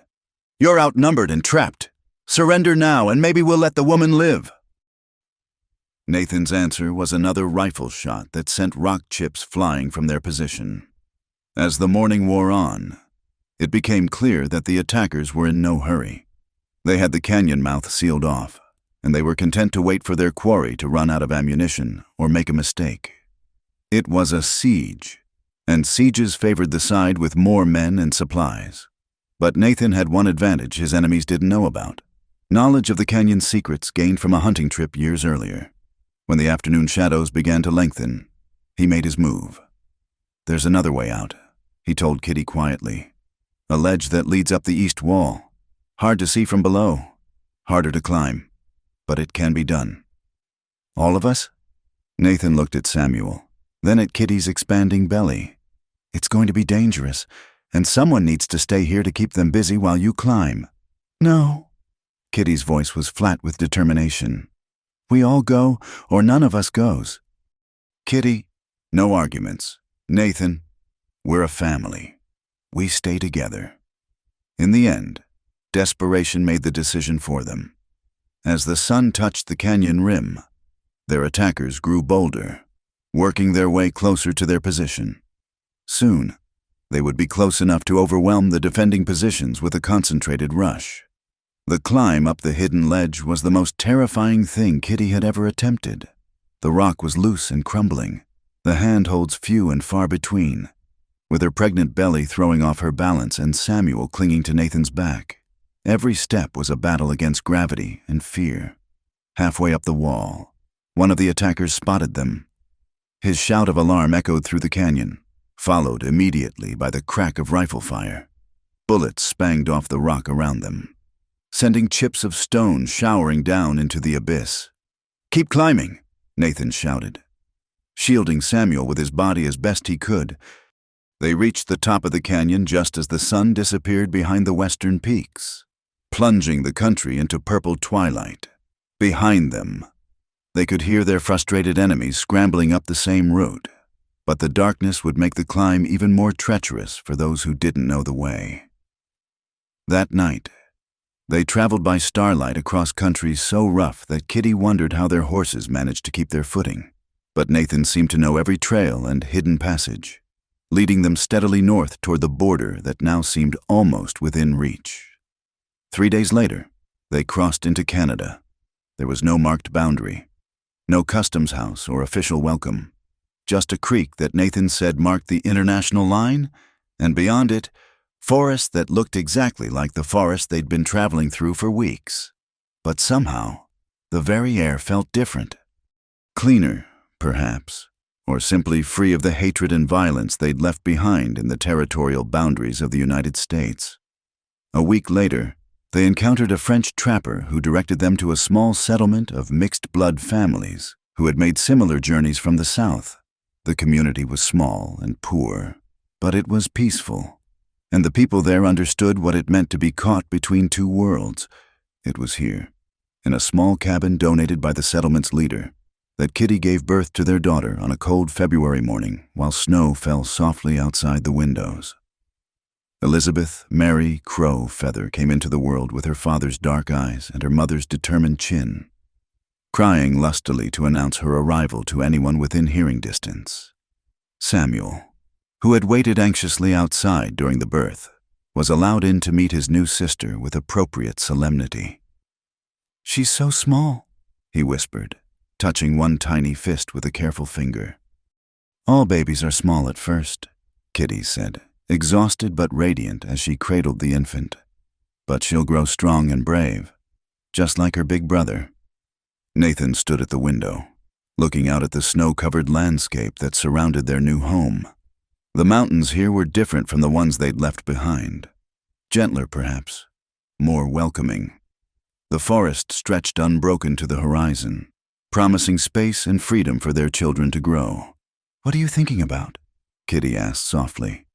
Nathan turned from the window and came to sit beside the bed, his large hand gentle as he stroked their daughter's downy hair. "I'm thinking about how far we've come," he said quietly. "How much we've endured to reach this place.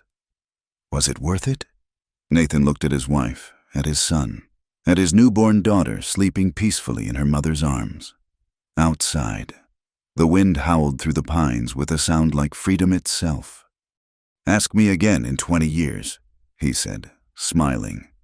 "When our children are grown and building lives of their own in a place where they can be exactly who they were meant to be." As spring came to their new home, bringing with it the promise of fresh beginnings, The small family began to put down roots in the wilderness they had chosen. There would be challenges ahead. Certainly, the harsh northern winters, the constant work of building a life from nothing, the loneliness that came with being so far from civilization, but they would face those challenges as they had faced everything else, together, united by bonds that had been forged in hardship and tempered by love, in the vast Canadian wilderness, surrounded by mountains and forest and endless sky. They had finally found what they had been searching for all along. A place to call home. A place where love could flourish without fear or apology. A place where their children could grow up free to be themselves, unbound by the prejudices and hatreds of a world they had left far behind. The mountains stretched endlessly in every direction, beautiful and terrible and completely wild, and in their small cabin in the valley. Catherine Morrison Crow. Feather held her daughter close and listened to the sound of her husband's voice teaching their son to speak the Apache words for home and family and forever. Outside, snow began to fall again, soft and white and clean, covering their tracks and erasing all evidence of the long, dangerous journey that had brought them to this moment. The past was behind them now, buried beneath the snow. Only the future remained, bright with possibility and rich with promise. They had found their place in the world at last, not the respectable society that had rejected them, but something far more precious. They had found each other, and in the end, that was all that really mattered. Thank you for joining us around the campfire for this tale of love, survival, and the courage to forge a new path in the untamed American West. Nathan, Kitty, and Samuel's journey reminds us that home isn't a place on a map. It's wherever love takes root and families choose to make their stand together. We'd love to hear from you. Fellow travelers, drop a comment below and let us know where in the world you're listening to this story. Are you curled up by your own fireplace on a winter night? Perhaps listening while driving through wide-open country that reminds you of the frontier? Or maybe you're discovering these tales from somewhere far from the American West entirely. Don't forget to subscribe to Wild West Campfire for more stories of courage, adventure, and the indomitable human spirit that tamed a continent. Share your thoughts about Nathan and Kitty's journey. What moments moved you most? What would you have done in their place? Your stories and reflections help keep the campfire burning bright for all of us who believe that every heart deserves a home, and every love deserves a fighting chance. Until we meet again under the stars, keep riding toward your own horizons. And never forget that the greatest adventures begin when we choose love over fear and family over everything else.